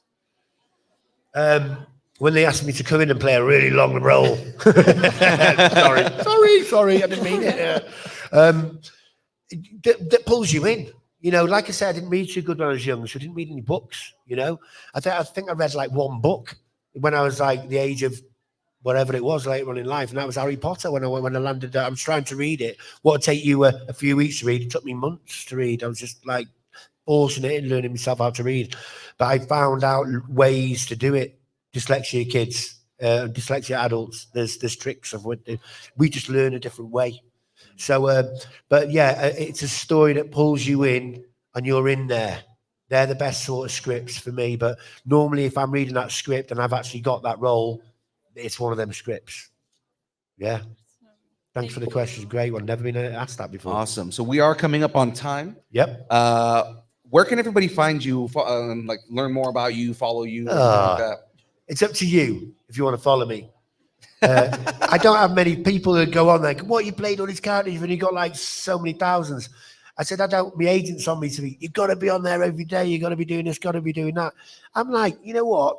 If a lot of people come and follow me, they're going to come and follow you anyway. They'll find you, won't they? So if you'd like to follow me, because time is precious. It's special. It's precious. You know, you can't get that back. So if you want to give up time to follow me, it's up to you if you do. But on Instagram, why don't everybody pull the phone out now? Let's see how many actually follow me. That's what I mean. So anyway, so it's at Spencer Wilding on Instagram. You can follow me on that. It's me and my sister and my 2 kids in the background, right? On that photo. And then it's official Spencer Wilding on Facebook. I was on Twitter, but I come off and I couldn't get back on it. So for some strange reason, I forgot I got my blue tick. It took me years to get that blue tick. And then all of a sudden, big man takes over, gets everybody off. You can buy a blue tick. It's like, what? Yeah. It's like, oh, forget about it. You know what I mean? But anyway, I'm not bitter. But listen, I'm having a great time, you know, and thanks for bringing us into Boise. It's cool. I really like your place. I love the energy. And it's just great. The further you get away from a big city, it gets more real, I feel. If anybody else feels that. But yeah, you're all beautiful. Thanks very much. Thank you, Spencer. Everybody, give it up for Spencer Wilding. Now, Spence, before you get going, Rebel Alliance over here has a presentation they want to do. And let's give the guys a hand. Do you know how hard it is one of them suits? You know what I mean? And they're stood there. It's also walking around in that all day. All day with no fan. No fan. I'm your fan. Woo! Right. So what we're going to do here, guys, we're going to try and get all you guys in there as well, if that'd be okay. Right. So we're going to shape ourselves here now, and we're going to take a selfie, and you lot use the force and raise the roof, and we'll all give it the big one. Right. How are we going to do it? How are we going to do this? Okay. Obviously. Oh, obviously. Man, you dwarf Vader. Bigger than Vader.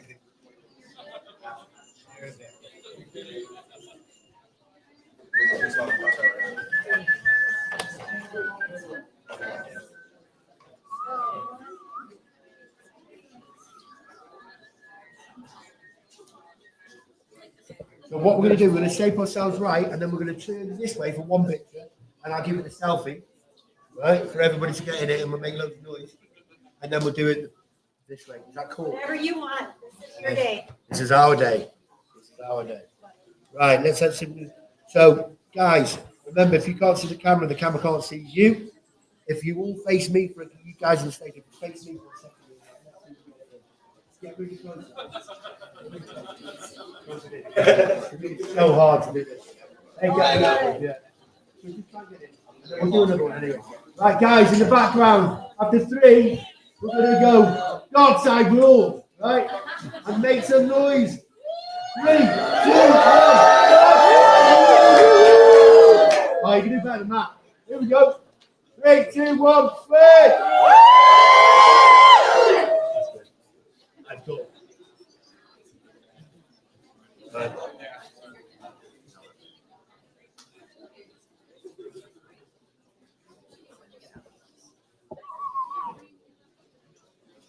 So, hey guys, for everybody down there, let's give them a good finger point so they can get a good shot of everybody. Everybody, do a finger point. Everybody point finger right point. at me. Finger point.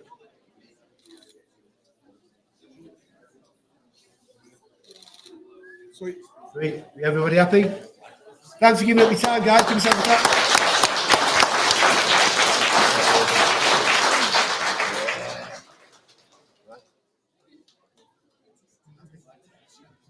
So Oh, yeah, wait 1 second. you're already an honorary member of the 501st Legion. Yeah. The Rebel Legion would also like to have you as an honorary member for Oh, Rebel nice. Legion. So that way your good side can show when you want it to. Bring your inner Anakin out. Thank you very much. Nice.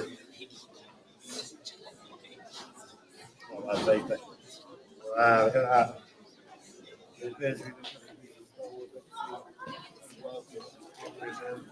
Rebel.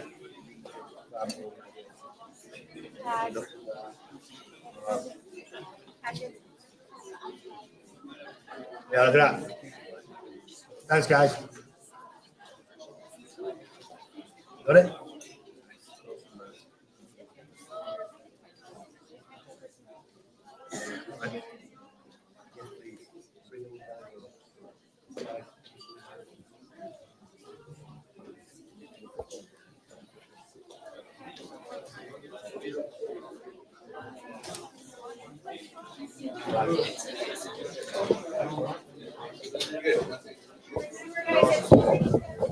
We're amazing, man. Appreciate you. Back in the day.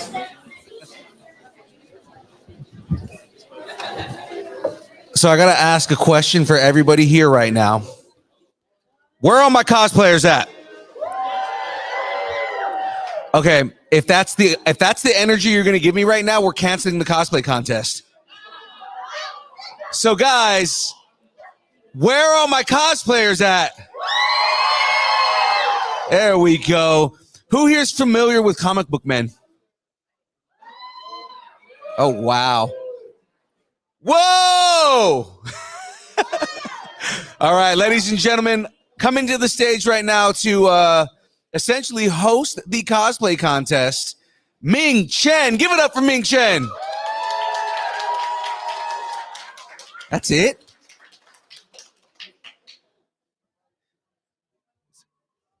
Tough crowd, man.